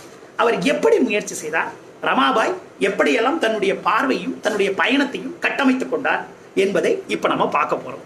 ஒரு கிட்டத்தட்ட இதுவரைக்கும் நம்ம வச்ச இந்த ஒரு 40 நிமிடங்கள்ல நாம இதற்கான ஒரு தீவிரமான பின்புலத்தை தான் முன்வைத்தோம். ஒரு பேஷ்வாக்களுடைய ஆட்சி எப்படி இருந்தது, ஒரு பிராமணிய மேலாதிக்கத்தை அவர்கள் எப்படி சட்டங்களை கொண்டும் தங்களுடைய அடக்குமுறைகளை கொண்டும் கட்டமைத்தார்கள் என்பதை பார்த்தோம். அதை ஓரளவிற்கு அப்படியே காப்பாற்றுகிற ஒரு செயல்பாடாக பிரிட்டிஷ் அரசாங்கம் இருந்தது. அதோடு பிராமணர்களும், சீர்திருத்தவாதி பிராமணர்கள் என்று சொல்லிக் கொண்டவர்களும் பெண்களை சேர்த்துக் கொள்ளாமல் சொல்லொன்று பேச்சொன்று செயலொன்று என்பவர்களாக இருந்தார்கள் என்பதை பார்க்க வேண்டியிருக்கிறது. இப்பதான் நம்ம ரமாபாய்க்குள்ள வரப்போம். ரமாபாயினுடைய தந்தை ஆனந்த் சாஸ்திரி தோங்ரே என்கிற ஒருவர். இவர் வேதங்களை கற்றவர். ரமாபாய் அவருடைய ஹை காஸ்ட் அந்த ஹிந்து உமன் என்கிற ஒரு அந்த புத்தகத்தில் ஒரு குறிப்பை சொல்கிறார். ரொம்ப ஒரு 1900களில் எழுதப்பட்ட ஒரு புத்தகம் இத்தனை ஆண்டுகள் கடந்தும் ஒரு ஒரு ஒரு எவ்வளோ ஷார்ப்பாக இருக்கு, இல்லை ஸ்ட்ராங்காக இருக்குங்கிறத பார்க்க வேண்டியிருக்கு. ஒரு ஆண் நல்லவனா, நல்ல பண்பு கொண்டவனா, நல்ல குணம் கொண்டவனா, தன் பெண்ணை ஒழுங்காக பார்த்து கொள்வானா என்பதெல்லாம் இங்கே முக்கியமா இல்லை. அவன் நம்ம சாதியா, அவன் உயர்ந்தவனா என்பதுதான் போதுமானதாக இருக்கு. நானே ஒரு எடுத்துக்காட்டு சொல்வேன். திருமண உறவை இழந்து போயிருந்த ஒரு பிராமணருக்கு தன்னுடைய 9 வயது பெண் குழந்தையை ஒரு பிராமணர் திருமணம் செய்து வைத்தார். அவர் யாருன்னு அவங்க சொல்லலாம், அது அவருடைய தாத்தாவை தான் அவங்க சொல்றாங்க. அவருடைய தாத்தா தன்னுடைய அப்பாவிற்கு 2வது திருமணமாக இவங்க அம்மாவை திருமணம் செய்து கொடுக்குறாங்க. 9 வயதில் திருமணம் செய்து கொடுக்குறாங்க. அப்படி திருமணம் செய்து கொடுத்த பிறகு அவர் அந்த அப்பா ஆனந்த் சாஸ்திரி தோங்கரே என்ன பண்றாருன்னா, பேஷ்வாவினுடைய மனைவி வேதம் கற்பதை பார்க்கிறார். அப்படி பார்க்கிற பொழுது தன்னுடைய பெண்களுக்கும் அவர் வேதம் சொல்லித்தரணும், இல்லை வேதம் சொல்லித்தரணும், இல்லை சமஸ்கிருதம் சொல்லித்தரணும் ஆசைப்படுறாரு. அப்படி சமஸ்கிருதம் சொல்லித்தரணும் ஆசைப்படுகிற பொழுது அந்த சமஸ்கிருதத்தை தன்னுடைய மனைவிக்கு சொல்லித் தருகிறார். அதாவது இந்த 2வது திருமணம் செய்த மனைவிக்கு சொல்லித் தருகிறார். அவர் சொல்லித்தரப்பட்ட பிறகு அவர் அதை ரமாபாய்க்கு வீட்டில் சொல்லித்தராங்க. ரமாபாய் இப்படித்தான் நவீன இந்தியாவிலே சமஸ்கிருதம் கற்ற முதல் பெண்ணாக மாறுகிறது. அப்படி ரமாபாய் இப்படி இந்த சமஸ்கிருத கற்றுக்கிட்டு இருக்க இந்த காலத்திலேயே இவர்கள் இந்தியாவின் பல்வேறு பகுதிகளுக்கு பயணிக்கிறார்கள். அவங்க அப்பா ஒரு கட்டத்தில் பார்த்தீங்கன்னா, மீரா கோசாம்பி தன்னுடைய ரமாபாய் குடித்த அந்த புத்தகத்தில் பதிவு செய்கிறார். அவங்க அப்பா ஒரு காலத்தில் 1.5 லட்சம் ரூபாய் சம்பாதிச்சிருக்காரு. அப்போ 1800களில் அவர் பம்பாயில் இருந்த பெரிய கம்பெனிகளில் ஷேர் மார்க்கெட்டில் ஷேர்லாம் வாங்கியிருக்காரு. அப்படிங்கலாம் பார்க்க வேண்டியது இருக்கு.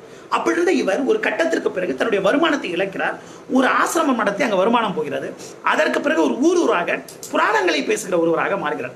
அப்படி ஊராக போகிற பொழுது அவர்கள் கொடிய வறுமைக்கு ஆளாகிறார்கள்.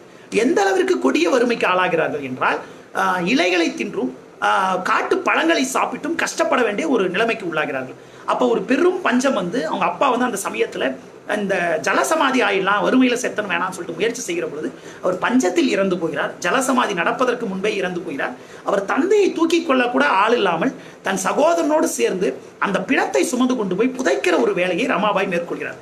இப்படி பஞ்சம் எப்படி இருக்கும், கொடிய வறுமை எப்படி இருக்கும் என்பதெல்லாம் அவர் பார்க்கிறார். அதற்கு பிறகு ரமாபாயும் ஒரு சகோதரரும் இந்தியா முழுக்க பயணிக்கிறார்கள். அப்படி பயணிக்கிற பொழுது அவர்கள மாற்று துணி கூட கிடையாது. அப்படி மாற்று துணி இல்லாத காலத்திலே பஞ்சாபிலே குளிர் தாங்காமல் அவங்க என்ன செய்யறாங்கன்னா, ஒரு ரொம்ப குளிர் அதிகமாகி மணலை தோண்டி அந்த மணலுக்குள் தங்களை கழுத்து வர புதைச்சிக்கிட்டு குளிரை சமாளிச்சாங்க அப்படிங்கிற குறிப்பை எல்லாம் பார்க்க வேண்டியிருக்கிறது. ரமாபாயினுடைய அந்த குறிப்புகள் அது வருது. அப்ப என்ன ஆகுது என்றால், சகோதரனோடு இருக்கிற பொழுது அவர் பெங்காலில் இந்த நான் சொன்ன அந்த வேத அறிஞர்களோடு விவாதங்களில் ஈடுபடுகிறார். அப்படி விவாதங்கள் ஈடுபடுகிற பொழுது அவருடைய அறிவையும் அவருடைய திறனையும் பார்த்து அவருக்கு பண்டித சரஸ்வதி ரமாபாய் என்கிற பட்டம் தரப்படுகிறது. அந்த பட்டம் தரப்பட்ட பிறகு அவர் யாரை திருமணம் செய்து கொள்ள வேண்டும் என்கிற கேள்வி வருகிறது. இதற்கு இடையில இன்னொரு விஷயம் நடக்குது. கேசப் சந்திர சென் என்கிற பிரம்ம சமாஜத்தை சேர்ந்த ஒருவர் என்ன செய்கிறார் என்றால், நீ வேதம் படிக்கலாமே அப்படின்னு கேட்கிறார். இவங்க அப்பா ஆல்ரெடி என்னன்னா, நீ பெண்களுக்கு எதுக்கு வேதம் சொல்லித்தர, உன்னை ஊரை விட்டு ஒதுக்கி வச்சிருவோம் அப்படின்னு சொல்றாங்க. அப்போ அவர் என்ன பண்றாருன்னா, பல்வேறு வேத நூல்கள், தர்ம சாஸ்திரங்கள் எல்லாவற்றிலும் இருந்து பெண்களுக்கு வேதம் கற்பிக்கத்தான் கூடாது, சூத்திரர்களுக்கு வேதம் கற்பிக்கத்தான் கூடாது, பெண்களுக்கு சமஸ்கிருதம் கற்பிக்க கூடாதுன்னு எங்கேயுமே இல்லை அப்படின்னு சொல்லி, நான் சமஸ்கிருதத்தை கற்பிச்சிருக்கேன், என் பெண்ணுக்கு நான் வேதத்தை கற்பிக்கவில்லை என்று சொல்கிறார். அதனால வேதம் படிக்கக்கூடாது என்கிற ஒரு பார்வை தான் ரமாபாய்க்கு ஆரம்பத்தில் இருக்கு. ஆனால் அதே ரமாபாய் கேசப் சந்திர சென் ஏன் வேதம் படிக்கக்கூடாதுன்னு கேட்கிறாரு. அது என் மதத்திற்கு எதிரானதுன்னு சொல்லும் பொழுது ஒரு சிரிச்சிட்டே படி அப்படின்னு சொல்லிட்டு போயிடுறாரு. அதற்கு பிறகு ரமாபாய் வேதத்தை படிக்க, அப்படி ரமாபாய் வேதத்தை படிக்க ஆரம்பித்தது அவர் வாழ்க்கையை புரட்டி போடுகிறார். ரமாபாய் வேதங்களையும் தர்மசாஸ்திரங்களையும் படித்த பொழுது அவருடைய பார்வையே மாறுகிறது. ஒரு பெண்களையும் சூத்திரர்களையும் இந்த வேதங்கள் கொடுமையாக நடத்துகின்றன, அடக்குமுறைக்கு ஆட்படுத்துகின்றன புரிகிறதால் அவரை பல பிராமணர்கள் திருமணம் செய்து கொள்ள தயாராக இருந்தாலும் ஒரு சூத்திரரை திருமணம் செய்து கொள்கிறார். மேதாவி என்கிறவர் திருமணம் செய்து கொள்கிறார். இந்த திருமணம் ஒரு 2 ஆண்டுகள் நடந்த பிறகு அவர் கணவர் இறந்து போகிறார். அதற்குள் மனோரமா என்கிற ஒரு பெண் குழந்தை பிறக்கிறது. அந்த குழந்தையை அழகாக வளர்க்க வேண்டும், அந்த குழந்தையை அடுத்தடுத்த கட்டங்களுக்கு கொண்டு செல்ல வேண்டும் என்கிற கனவெல்லாம் ரமாபாய்க்கு இருக்கிறது. இப்படி ரமாபாய்க்கு இருக்கிற பொழுது என்னாகிறது என்றால், அவர் திருமணம் செய்து கொண்ட இன்னொரு விஷயம் என்னன்னா, அவர் இந்து மதத்தை சேர்ந்தவர்கள் திருமணம் செய்து கொள்ளவில்லை. அவர் எப்படி திருமணம் செய்து கொள்ளலாம், நான் பிரம்ம சமாஜை சேர்ந்தவர், என் கணவர் மத நம்பிக்கை அவ்வளவாக இல்லாதவர், நாங்கள் இருவரும் சிவில் மேரேஜ் இப்படி தான் திருமணம் செய்து கொள்வோம் என்று ரமாபாய் திருமணம் செய்து கொள்ளார். இந்த ரமாபாயை கார்கி மைத்ரேயக்கு இணையானவர், பெரும் அறிவு கொண்டவர், பெரும் திறன் கொண்டவர் என்று சமூகம் கொண்டாடுகிறது. அவர் பேச ஆரம்பித்த காலத்திலே அவர் இந்து பெண்களின் பெருமையையும் இந்தியர்களுடைய பெருமையையும் தொடர்ந்து பேசுவார். ஆங்கிலேயருடைய அந்த நவீனத்துவ பார்வையிலே பெண்களை ஒடுக்கி வைத்திருக்கும் என்ப பார்வைக்கு எதிராக அவரை முன்னிறுத்த முடியும் என்ற அவரை மகாராஷ்டிராவுக்கு வர வைக்கிறாங்க. மகாராஷ்டிரா வச்சு அவரை பேச வைக்கிறாங்க. அந்த கூட்டங்களில் ரமாபாய் பேச ஆரம்பித்த பிறகு படிப்படியாக அவர்களுக்குள் முரண்பாடுகள் ஆரம்பிக்கின்றன. முதலில் ரமாபாய் இருந்த மாதிரி தொடர்ந்து அவர் இருக்க மாட்டேங்கிறார். அவர் தன்னுடைய பார்வையை மாற்றிக்கொள்கிறார். இவர்களை பல்வேறு வகையில் கேள்விக்கு உட்படுத்துகிறார். அவருடைய ஆரிய மகிழா சபை என்று ஒன்றை ஆரம்பிக்கிறார். இந்த மகிழா சபையை அவர் ஆரம்பித்த பொழுது இந்த மகிழா சபையில உயர் ஜாதி பிராமண விதவை பெண்களுக்கு உதவ வேண்டும் என்பதற்காக அதை ஆரம்பிக்கிறார். அந்த விதவை பெண்களுடைய வாழ்க்கையை காப்பாற்ற வேண்டும், அவர்களுக்கு உதவ வேண்டும் என்று அவர் முயல்கிறார். அப்படி முயல்கிற பொழுது நான் முன்னாடியே சொன்ன மாதிரி அவர் ஒரு தர்ம ஸ்திரீ நிதி என்ற ஒரு நூல் எழுதுகிறார். அந்த நூல் ஒரு பிற்போக்கான நூல் இன்னைக்கு சொல்லலாம். அதை பாடநூலாக ஆக்குகிற அந்த காலத்தில் ரமாபாய் என்ன சொல்கிறார் என்றால், ஒரு குடும்பத்தினோடு இருக்கிற உறவை அன்பு என்று சொல்லலாம், ஒரு ஒரு ஒரு ஒரு நண்பர்களோடு இருக்கிற உறவை ஃப்ரெண்ட்ஷிப் நட்பு என்று சொல்லலாம், பிற உயிரின்மை வரைகிற ஒன்று இரக்கம் என்று சொல்லலாம். ஒரு ஆணுக்கும் பெண்ணுக்கும் வரைகிற அன்பிற்கு பெயர் தான் காதல். அந்த காதல் தான் இருப்பதிலே உன்னதமான ஒன்று. அதை பெண்ணுக்கு அந்த தேர்வை தரவிடாமல் தடுக்கிறோம் என்கிற ஒரு குற்றச்சாட்டை வைக்கிறார். இன்னொன்று, ரமாபாய் கிருஷ்ணருக்கு ஒப்புவிக்கப்பட்டவர் என்கிற ஒரு பார்வை இருக்கிறது. ஏன்னா ரமாபாயினுடைய அக்காவை திருமணம் செய்து கொடுத்து அவர் குடும்பத்தோடு அந்த இளைஞன் தங்கியிருப்பான் என்று நினைக்கிற பொழுது நான் தங்கியிருக்க முடியாது, அவன் வெளியே போயிட்டு கேஸ் எல்லாம் போடுறான். அப்படி கேஸ் போட்டதுனால என்ன பண்றாங்க, இவங்க அப்பா இவரை 16 வயசு வரைக்கும் திருமணம் பண்ணி வைக்கல. அப்பா இறந்ததுக்கு தான் திருமணம் செய்து கிருஷ்ணருக்கு ஒப்பு கொடுக்கப்பட்ட ராதான்னு சொல்லப்பட்ட ரமாபாய் இப்படி திருமணம் செய்து அவருடைய திருமண உறவு அவர் கணவர் இறந்த பிறகு ஒரு விதவையாக இருந்து கொண்டு அவர் பொதுவெளியில் பேச வருகிற பொழுது கடும் எதிர்ப்புகள் வருகின்றன. அவரை பேச விடாம பல இடத்துல விலக்கி வைக்கிறாங்க. தாகூர் அவர் பேச போன இடத்துல பெரும் கூச்சல்களும் குரல்களும் எதிர்ப்பும் ஏற்படுகிறது என்பதை எல்லாம் பதிவு செய்கிறார். இப்படிப்பட்ட நிலையிலே ரமாபாய் ஒரு குறிப்பிட்ட ஒரு எழுத்தை எழுதுகிறார். அந்த எழுத்தை நான் படிக்க வேண்டியிருக்கிறது. நான் அந்த அவருடைய தர்மசாஸ்திரம் பற்றி அவருடைய பார்வையை நான் படிக்கிறேன். தர்மசாஸ்திரங்களை படித்த பொழுதுதான் இதற்கு முன்னாடி தெரியாத விஷயங்கள்லாம் இருக்கின்றன. ஒன்னொன்றிலும் வெவ்வேறு பார்வைகள் இருக்கின்றன. ஒன்று சரி என்றால் இன்னொன்று தவறு என்கிறது. ஆனால் இதில் வெவ்வேறு முரண்பாடுகள் இருந்தாலும் ஒரே ஒரு விஷயத்தில் மட்டும் தர்மசாஸ்திரங்கள் ஒத்துப்போகின்றன. அது என்னவென்றால், உயர் ஜாதி தாழ்ந்த ஜாதி என்று கருதப்படுகிற, தாழ்த்தப்பட்ட ஜாதி என்று கருதப்படுகிற எல்லா சாதியைச் சேர்ந்த பெண்களும் எல்லா வர்க்கங்களைச் சேர்ந்த பெண்களும் மிக மோசமானவர்கள், மிகவும் மோசமானவர்கள். அவர்கள் ராட்சசர்களை விட மோசமானவர்கள். அவர்கள் பொய்யை விட தூய்மையற்றவர்கள். அவர்களுக்கு ஆண்களைப் போல மோட்சம் கிடைக்காது. அவர்களுக்கு ஒரே ஒரு மோட்சம் கிடைக்க வேண்டும் என்றால் கணக்கற்ற பிறப்புகளிலும் இறப்புகளிலும் அவர்கள் தொடர்ந்து ஆண்களுக்கு சேவை செய்ய வேண்டும், ஆண்களின் காலடியில் கடக்க வேண்டும். அப்படி கடந்தால் மட்டும்தான் ஏதோ ஒரு ஜென்மத்தில் அவர் பிராமண ஆணாக பிறப்பார். அப்படி பிறக்கிற பொழுதுதான் ஒரு பெண்ணுக்கு மோட்சம் கிடைக்கக்கூடும். பெண்களுக்கு வேதம் படிக்கிற உரிமை கிடையாது, பெண்களுக்கு வேதாந்தம் படிக்கிற உண்மை கிடையாது. அவர்களால் வேதமும் வேதாந்தம் படிக்க முடியாதால் அவர்கள் பிரம்மத்தை தெரிந்து கொள்ள முடியாது. பிரம்மத்தை தெரிந்து கொள்ள முடியாததால் அவர்களுக்கு மோட்சம் என்பது சாத்தியமே கிடையாது என்கிற ஒரு பார்வை ரமாபாய் அந்த நூல்களை படித்து, வேதத்தையும் இன்னபிற நூல்களையும் படித்து அந்த பார்வை ரமாபாய்க்கு வருகிறார். ரமாபாய்க்கு இது வந்ததற்கு பிறகு நான் சொன்ன மாதிரி இந்த பார்வையை தொடர்ந்து முன்வைத்த பிறகு ரமாபாய் ஒரு குறிப்பிட்ட ஒரு சம்பவத்தை பதிவு செய்ய வேண்டியிருக்கிறது. இந்த ரமாபாய் பார்த்தீர்கள் என்றால் தொடர்ந்து இந்த பிராமண பெண்கள் அவரை தொடர்ந்து கேள்விக்கு உள்ளாக்குறார்கள். அவரை ஒரு ஆளுமையாக ஏற்றுக்கொள்ள முடியாது என்று சொல்கிற இடத்திலே அவரை என்ன சொல்கிறார் என்றால், இவர் ஒரு விதவை, இவர் ஒரு சபிக்கப்பட்ட ஒருவர், ஒரு வேறு ஜாதி ஒருவரை திருமணம் செய்து கொண்டார், அவரை திருமணம் செய்து கொண்ட ஒருவர் தீண்டத்தகாதவர், ஒரு அடக்குமுறை மிகுந்தவர், அவர் எங்களை எல்லாம் அழுக்காக்கி விடுவார், எங்களெல்லாம் அசுத்தப்படுத்தி விடுவார், அதனால் அவர் இங்கே வரக்கூடாது என்று அவர்கள் தொடர்ந்து கொடுமைக்கும் கேள்விகளுக்கும் உள்ளாக்குகிறார்கள். ரமாபாய் ஒரு ஹை காஸ்ட் ஹிந்து உமன் என்கிற அந்த நூல் ஒரு பதிவு செய்கிறார். எல்லா சீர்திருத்த ஆண்களும் தொடர்ந்து சீர்திருத்தத்துக்கு ஆதரவாக வாய்மொழியில பேசுறாங்க.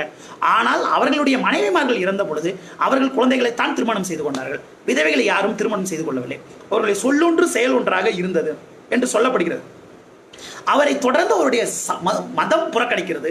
ஒரு மதத்தை சேர்ந்து விலக்கி வைக்கிறார்கள். அவர் பெண்களுக்கு உரிமை இல்லையே, பெண்களுக்கு நியாயம் இல்லையே என்கிற கேள்விகளை கண்டுகொள்ளாமல் அடக்கி வைக்கிறார்கள், ஒதுக்கி வைக்கிறார்கள். ரமாபாய் தன்னுடைய மனம் எப்படி இருந்தது என்பதை எழுதுகிறார். எனக்கு ஒரு மதம் தேவைப்பட்டது. எனக்கு இந்து மதம் எந்த நம்பிக்கையும் தரவில்லை. பிரம்மா மதம் என்பது ஒரு தெளிவான ஒரு சிந்தனை கொண்டதாக இல்லை. அது மனிதன் தான் உருவாக்கி கொள்ள வேண்டும். எல்லாவற்றில் இருக்கிற நல்லதையும் சேர்த்து கொள்ள வேண்டிய ஒன்றாக பிரம்மா மதம் இருந்தது. அப்படி பிரம்மா மதத்திலே ஒரு இயல்பான ஒரு வெளிச்சத்திற்கு வழி இல்லை. அதை கொண்டு எனக்கு திருப்தி வரவில்லை என்று ரமாபாய் சொல்கிறார். இப்படி ரமாபாய் சொல்லப்பட்ட பிறகு ரமாபாய் தன்னுடைய கிறிஸ்தவ மதத்திற்கு மாற வேண்டும் என்று அவர் முடிவு செய்வதற்கு முன்பு பல்வேறு நூல்களை படிக்கிறார். அதை படித்து அவருக்கு கிறிஸ்தவ மதத்தின் மீது அறிவுபூர்வமான ஒரு பார்வை வருகிறது. அந்த பார்வை வந்தாலும் ஒரு மனதளவில் அதில் சேரலை. அப்படி சேராத நிலையில் என்ன ஆகிறது என்றால் அவர் இங்கிலாந்திற்கு போகிறார். அவர் எதற்காக இங்கிலாந்துக்கு போனார் சுவாரஸ்யமானது. ரமாபாய் ஹண்டர் கமிஷன் முன்பு 1883 தோன்றுகிறார். அப்படி ஹண்டர் கமிஷன் என்பது கல்விக்கான ஒரு கமிஷன். அந்த கமிஷன் முன்பு ரமாபாய் தோன்றுகிற பொழுது அவர் என்ன செய்கிறார் என்றால் ஒரு 3 விஷயங்களை முக்கியமாக முன்வைக்கிறார். பெண்களுக்கு கல்விக்கூடங்களை ஆரம்பிக்க வேண்டும். அந்த கல்விக்கூடங்களை பெண்களை கொண்டே நடத்த வேண்டும். ஆண்கள் வந்தால் அவர்கள் மலையை மடுவாக்கி பெரிய பிரச்சனை செய்வார்கள். பெண்களை கல்விக்கூடங்களுக்கு நியமிப்பதோடு, பெண் ஆசிரியர்கள் நியமிப்பதோடு, பெண் ஆய்வாளர்கள் நியமிக்க வேண்டும்.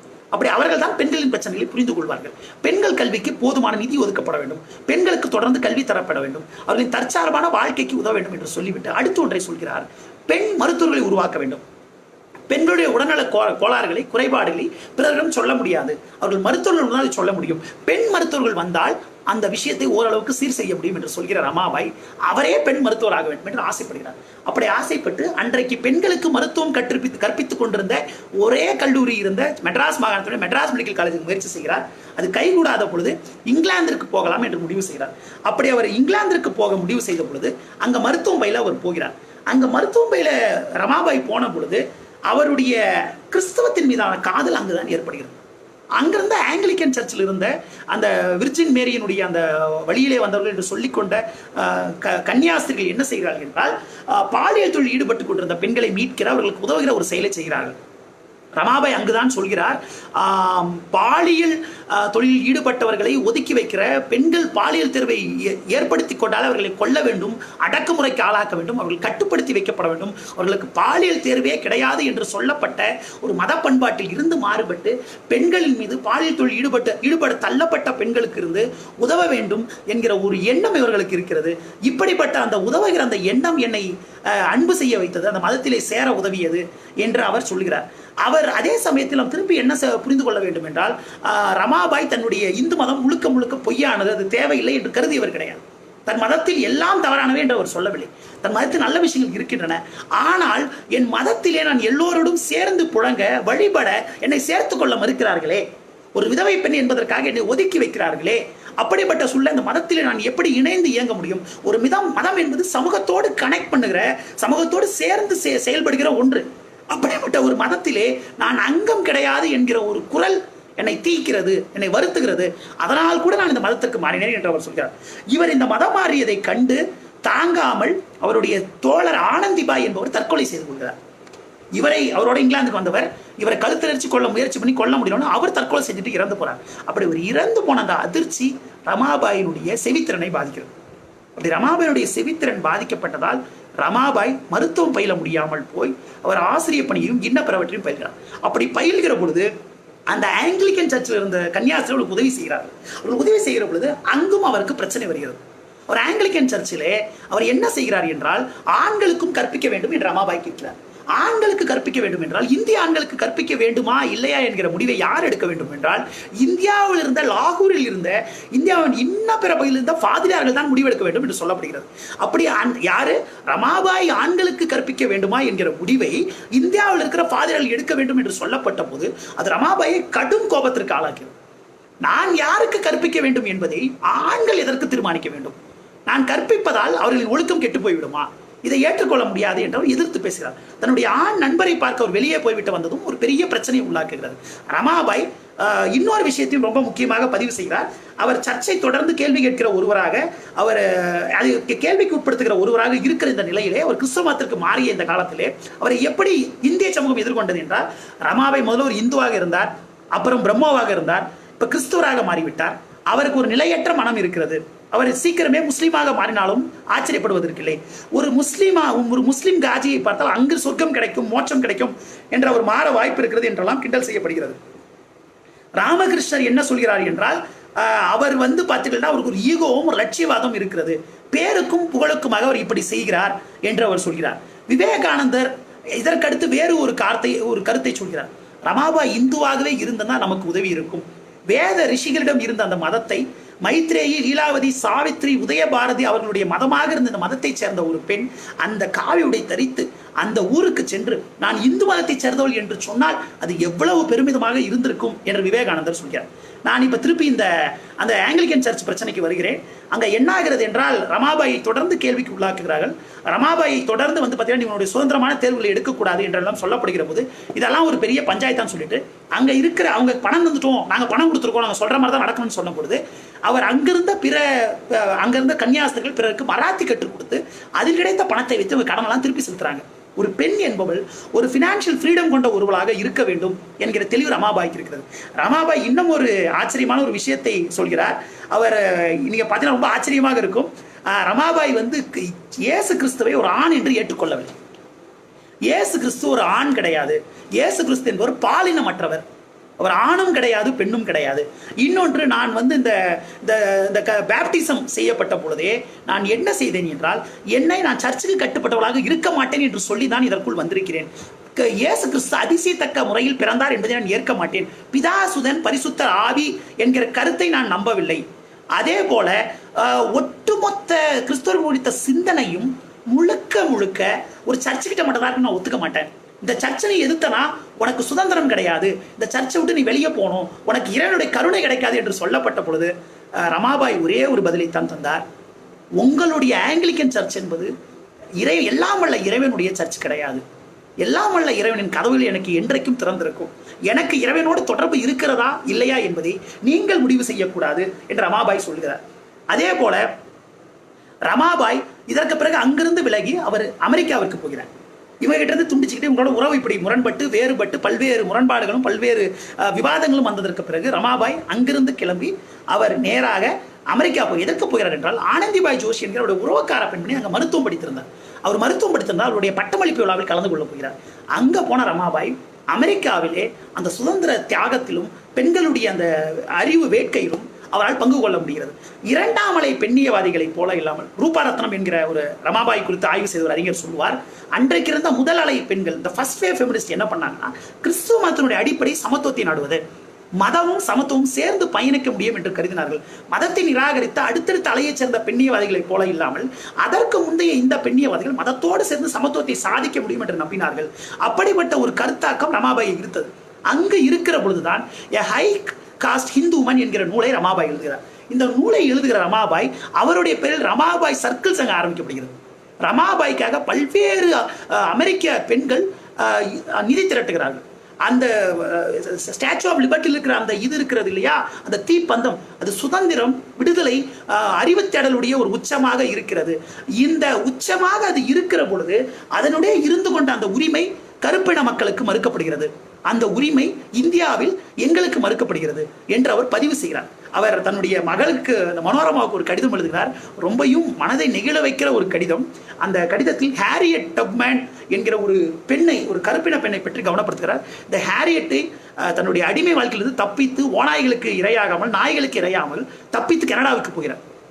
அங்கிருந்து அமெரிக்காவில் அடிமை முறை இருந்த அந்த காலத்திலே 19ஆம் நூற்றாண்டினுடைய பிற்பகுதியிலே பல்வேறு 300க்கும் மேற்பட்ட கருப்பின பெண்களை, ஆப்ரோ அமெரிக்க பெண்களை காப்பாற்றி கொண்டு போய் கனடாவில் சேர்க்கிறார். அப்படி சேர்க்கிற பொழுது அவர்கள் பாடலின் வழியாக, குரல் வழியாக அவர்கள் பங்கெடுக்கிறார்கள்.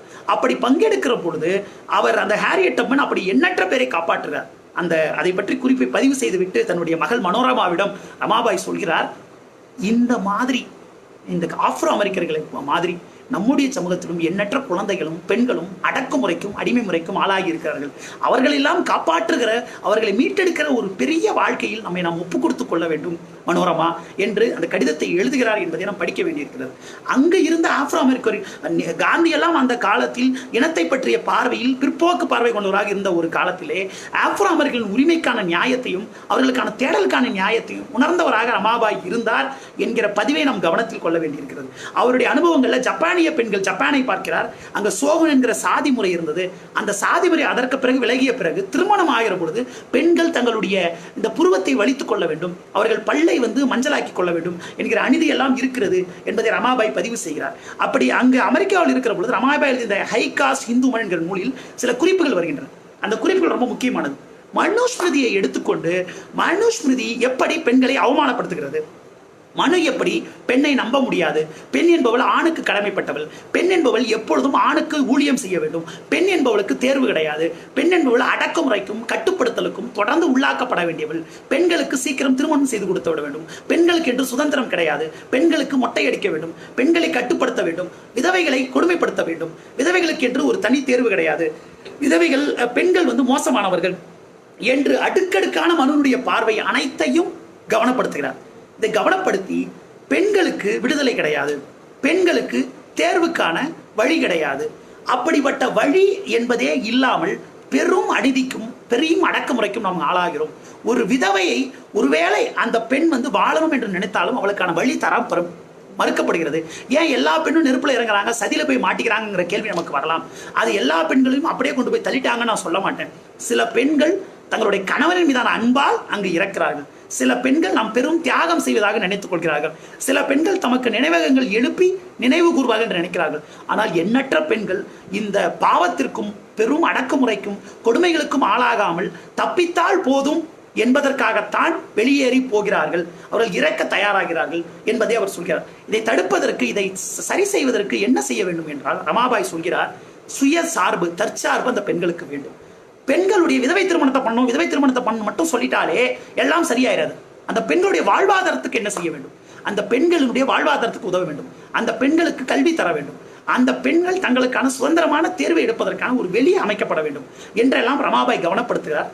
இவற்றையெல்லாம் இந்த நூலில் பேசுகிற அவர் மிக இயல்பாக, மிக அழகாக பெண்கள் எப்படியெல்லாம் இந்தியாவில் கொடுமைக்கு ஆளாகிறார்கள் என்பதை சொல்லிக்கொண்டே வருகிற பொழுது அவர் இன்னொரு முக்கியமான விஷயத்தை கவனப்படுத்துகிறார். அவர் என்ன சொல்கிறார்கள், இது ஏதோ ஒரு அபரேஷன் கிடையாது, இது ஏதோ ஒன்றும் இல்லாத ஒரு சின்ன விஷயம் கிடையாது, இது இந்த அமைப்பினுடைய இன்டெகிரல் பார்ட் என்பதை அவர் கவனப்படுத்துகிறார்.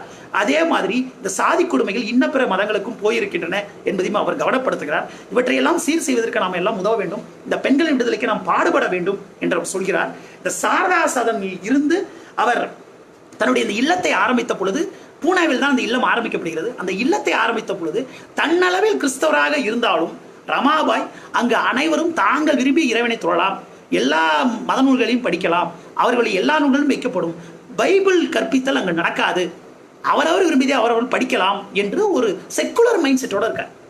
எனக்கு மதம் என்பது ஒன்று இருந்தாலும் ஒரு சின்ன மைனர்ஸை போயிட்டு நம்ம மதத்தை திணிக்கக்கூடாது, அவர்களுக்கு எந்த மதம் சரி என்று படுகிறதோ, எது சரி என்று படுகிறதோ அதை செய்யட்டும் என்கிற கருத்து அவருக்கு இருந்தது.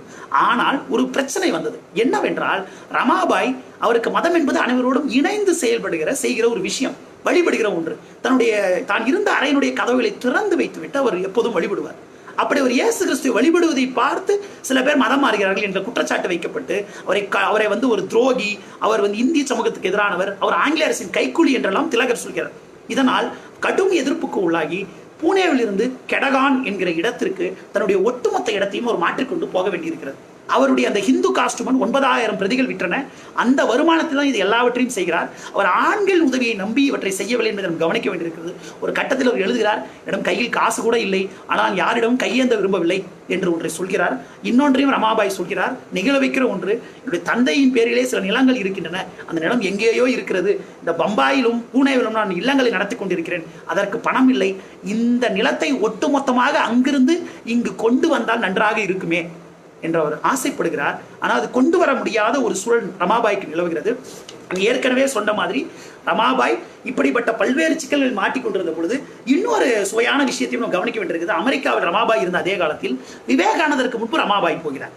ரமாபாய் போய் இந்திய விதவைகளின் நிலைமையை, இந்திய விதவைகள் எப்படியெல்லாம் கஷ்டப்படுகிறார் என்பதை எல்லாம் அவர் பதிவு செய்கிறார். விவேகானந்தர் அங்கு போகிற பொழுது அதை ஒட்டுமொத்தமாக திருப்பி போடுறார்.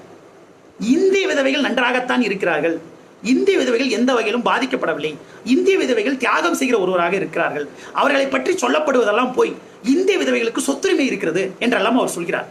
மதுராவிலும் துவாரகையிலும் பெண்கள் எங்கு கஷ்டப்படுகிறார் என்று யார் உங்களுக்கு சொன்னது? அப்படியெல்லாம் ஒன்றும் கிடையாது என்று அவர் சொல்கிறார். ஆனால் அவர் ஒயிட் வாஷ் பண்றார். ரமாபாய் அப்படி ஒயிட் வாஷ் பண்ணல. விவேகானந்தருடைய கருத்துக்களை அவர் பெயரை சொல்லாமல் அவர் தொடர்ந்து எதிர்க்கிறார்.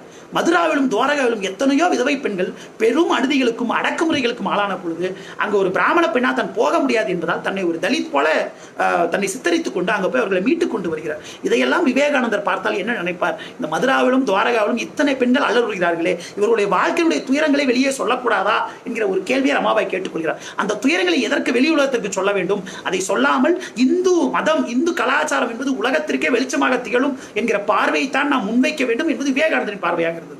ஆனால் நம்முடைய அநீதிகளை, நம்முடைய அழுக்குகளை நாம் வெளியே சொல்லாமல் இருக்கக்கூடாது. அந்த அநீதிகளை வெளியே சொல்லாமல், அந்த காயங்கள் வெளியே வராமல் அவை ஆற முடியாது என்கிற பார்வை ரமாபாய்க்கு இருந்தது. ரமாபாய் இப்படி இந்தியாவிலே இங்கு இருக்கிற பொழுது நான் முன்னமே சொன்ன மாதிரி அவரை சமூகம் ஒதுக்கி வைக்கிறது. கிறிஸ்தவ மிஷனரிகள் அவரை ஒரு சுதந்திர சிந்தனை கொண்ட ஒருவராக பார்க்கிறார்கள். இவர் தங்களுடைய கட்டுப்பாட்டுக்கு வரமாட்டார் என்று கருதுகிறார்கள். அவர் மத மாற்றங்களை பெரும்பாலும் செய்யாத ஒருவராக இருக்கிறார். தன்னுடைய மத நம்பிக்கை தொடர்ந்து அவருடைய நண்பர்களிடம் தோழர்களிடம் பேசுகிற ஒருவராக இருந்தாலும் கட்டாயப்படுத்தி மதம் மாற்றுகிற ஒரு செயலை அவர் செய்யாத ஒருவராக இருக்கிறார். அது அவர்களை காயப்படுத்துகிறார். இவர் கிறிஸ்துவ மதத்திற்கு ஏர் மாறினார் என்பது மரபான இந்துக்களை காயப்படுத்துகிறது. விதவைகளை ஏன் அங்கு உள்ளே சேர்த்துக் கொள்கிறார்? விதவைகளுக்கு எல்லாம் இடம் உண்டு, எந்த விதவைகள் வேண்டுமானாலும் வரலாம், அவர்களுக்கு உதவ முடியும் என்பதை ரமாபாய் செய்வதோடு அவர்கள் சுதந்திரமாக ஆட பாட, அவர்கள் கற்றுக்கொள்ள, அவர்கள் பல்வேறு தொழில்களை கற்றுக்கொள்ள எல்லாவற்றுக்கும் ரமாபாய் உதவுகிறார். அப்படி உதவியதை ஒரு படங்களின் வழியாக ஆங்கிலேய அரசாங்கத்துக்கு காட்டுகிறார். எப்படி துயரத்தோடும் துன்பத்தோடும் வறுமையோடும் இருந்த பெண்கள் ஒரு 3-4 ஆண்டுகளுக்கு பிறகு சுதந்திரம் கிடைத்த பிறகு நிம்மதியானவர்களாக, ஆனந்தமானவர்களாக, போஷாக்கு உள்ளவர்களாக மாறி இருப்பதை ரமாபாய் கவனப்படுத்துகிறார்.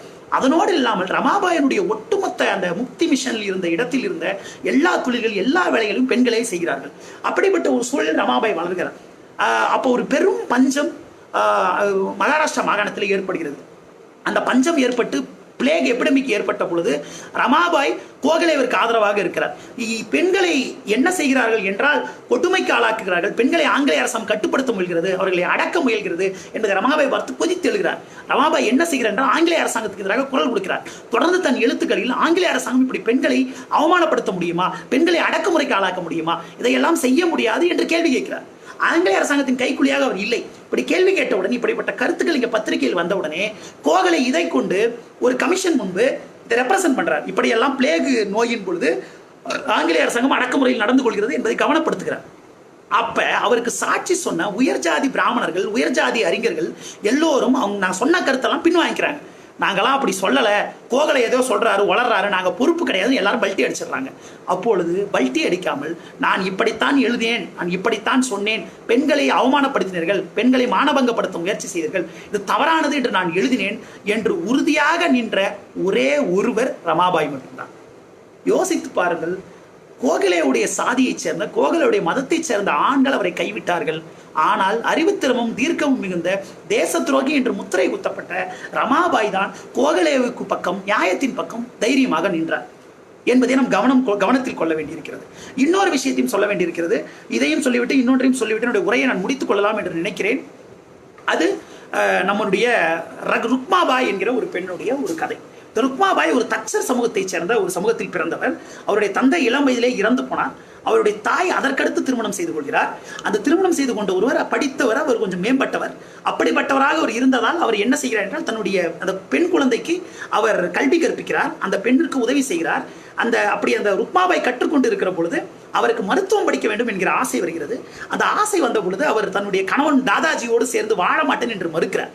அப்படி மறுத்த உடனே என்ன பண்றாங்கன்னா, ருக்மாபாய் மீது வழக்கு போடப்படுகிறது. அந்த வழக்கினுடைய பேர் ரெஸ்டிடியூஷன் ஆஃப் கான்ஜுகல் ரைட்ஸ். ஒரு பெண்ணோடு எப்போது உடலுறவு கொள்ள வேண்டும், தன் மனைவியோடு எப்போ உடலுறவு கொள்ளணும், அந்த பெண் எப்படி இருக்க வேண்டும் என்பதை முடிவு செய்கிற எல்லா உரிமையும் தன்னுடைய கணவனுக்குத்தான் உண்டு. பெண் ஒரு அடிமை என்கிற தொனியில் போடப்பட்ட வழக்கு. ஒரு 2 வருஷத்துக்கு முன்னாடி தான் அங்கிருந்த இந்திய சட்டப்படி பெண்கள் அப்படி தன் கணவனோடு சேர்ந்து வாழ மறுத்தால் அவர்களை 6 மாதம் சிறைக்கு தரலாம் என்கிற சட்டம் இருந்தது.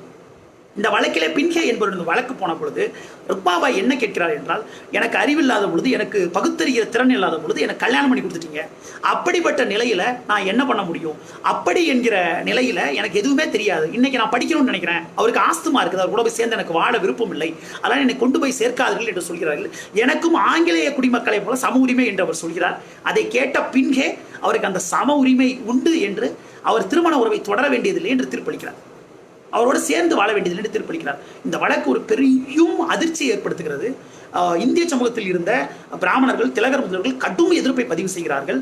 அவர்கள் அந்த தாதாஜிக்கு ஆதரவாக பணம் திரட்டுகிறார்கள். மேலே அந்த வழக்கு போகிறது. அந்த வழக்கு போகிற பொழுது ஒரு முக்கியமான விஷயம் வருகிறது. ருக்மாபாய் அவர் குழந்தை திருமணம் ஆனதற்கு பிறகு கணவனோடு உடலுறவு கொண்டவர் கிடையாது. அவள் இருவரும் கணவன் மனைவியாக வாழாத பொழுது விருப்பம் இல்லாத ஒரு திருமண உறவு தவறு என்கிற ஒரு துணி இதில் வருகிறது. அப்படி சொல்லிவிட்டால் எல்லா குழந்தை திருமணங்களும் செல்லாது என்று ஆகிவிடும் என்கிற சூழலில் இது தங்களுடைய மரபின் மீது தொடுக்கப்பட்ட ஒரு மிகப்பெரிய போராக பார்க்கப்படுகிறது. அப்பொழுது ருக்மாபாய் கேட்கிறார், திருமண உறவு என்பது விருப்பத்தின் பேரிலும் இருவரும் சமமாக ஒப்புக் கொடுத்த ஒன்றாகத்தானே இருக்க வேண்டும். கட்டாயத்தின் பேரிலும் அடக்குமுறையின் பேரிலும் இது எப்படி செய்ய முடியும் என்று கேட்கிறார். ஆனால் நீதிமன்றம் அப்படித்தான் தீர்ப்பளிக்கிறது. 3 நீதிபதிகள் கொண்ட அந்த தீர்ப்பு, அந்த பெண் தன் கணவனோடு சேர்ந்து வாழ வேண்டும், இல்லை என்றால் 6 மாதம் சிறை தண்டனை என்று அது சொல்லுகிறது.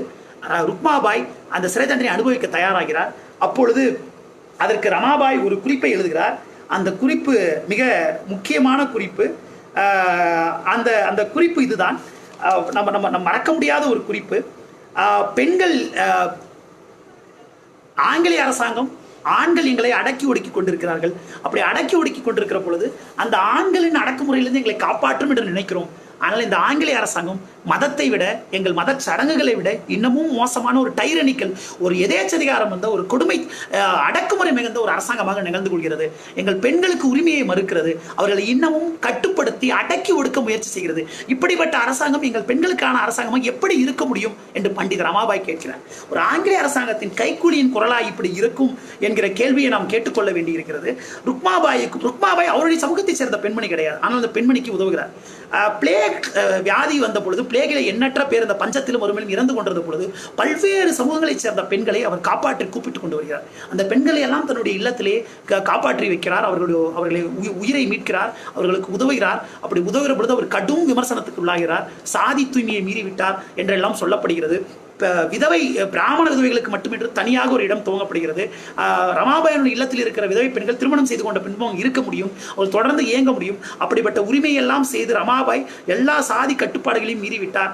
ரமாபாய் என்பவர் ஏற்றுக்கொள்ளக்கூடியவர் கிடையாது என்கிற கருத்தெல்லாம் முன்வைக்கப்படுகிறது. ரமாபாய் இறுதியாக இவர்கள் எல்லா பக்கமும் இருந்து காலனி அரசாங்கம், கிறிஸ்தவ மிஷனரிகள், உயர்ஜாதி பிராமணர்கள் என்று எல்லா பக்கம் இருந்தும் அவர் விதைக்கி வைக்கப்படுகிறார். இப்படி எல்லோரிடம் ஏலியண்டான ரமாபாய் தன்னுடைய இறுதி காலத்திலே சமஸ்கிருதமயமாக்கப்பட்ட திருவிவிலியம் உண்மையான பைபிள் கிடையாது, எளிய மக்களுக்கு புரிகிற சமத்துவத்தை சொல்கிற ஒன்றாக அது இருக்க வேண்டும். சமத்துவம், சுதந்திரம், விடுதலை என்பது பெண்களுக்கு உறுதி செய்கிற ஒன்றாகத்தான் சுதந்திர கருத்தாக்கங்கள் இருக்க வேண்டும். மதம் என்கிற சட்டகத்திற்குள் அதற்கான முயற்சிகளை மேற்கொள்ள முடியும். அப்படிப்பட்ட ஒரு புதிய மதத்தை கண்டடைய வேண்டும் என்கிற பார்வையோடு ரமாபாய் இயங்கினார். ரமாபாய் ஒரு விவாதத்து கிடையாது. ரமாபாய் ஒரு தனித்த குரல், அவர் ஒரு எதிர்குரல். ரமாபாய் வேதங்களை படித்திருந்தாலும், தர்ம சாஸ்திரங்களை படித்திருந்தாலும் அவை பெண்களுக்கு எதிரானவையாக, பெண்களின் சுதந்திரத்துக்கு எதிரானவையாக, பெண்களின் விடுதலைக்கு எதிரானவையாக, சமத்துவத்துக்கு எதிரானவையாக தொடர்ந்து இருப்பதை கவனப்படுத்தினார். விதவை மறுமணங்கள், விதவை உரிமைகள் என்பதை வெறும் திருமணம் என்கிற ஒரு குறுகிய சட்டத்திற்குள் அடக்காமல் அதை விரிந்த தளத்திலே அவர் பொருள் கொண்டார். அவர் சாதி அடக்குமுறையை கேள்வி கேட்டார். பிராமணிய மேலாதிக்கத்தை கேள்விக்குட்படுத்தினார்.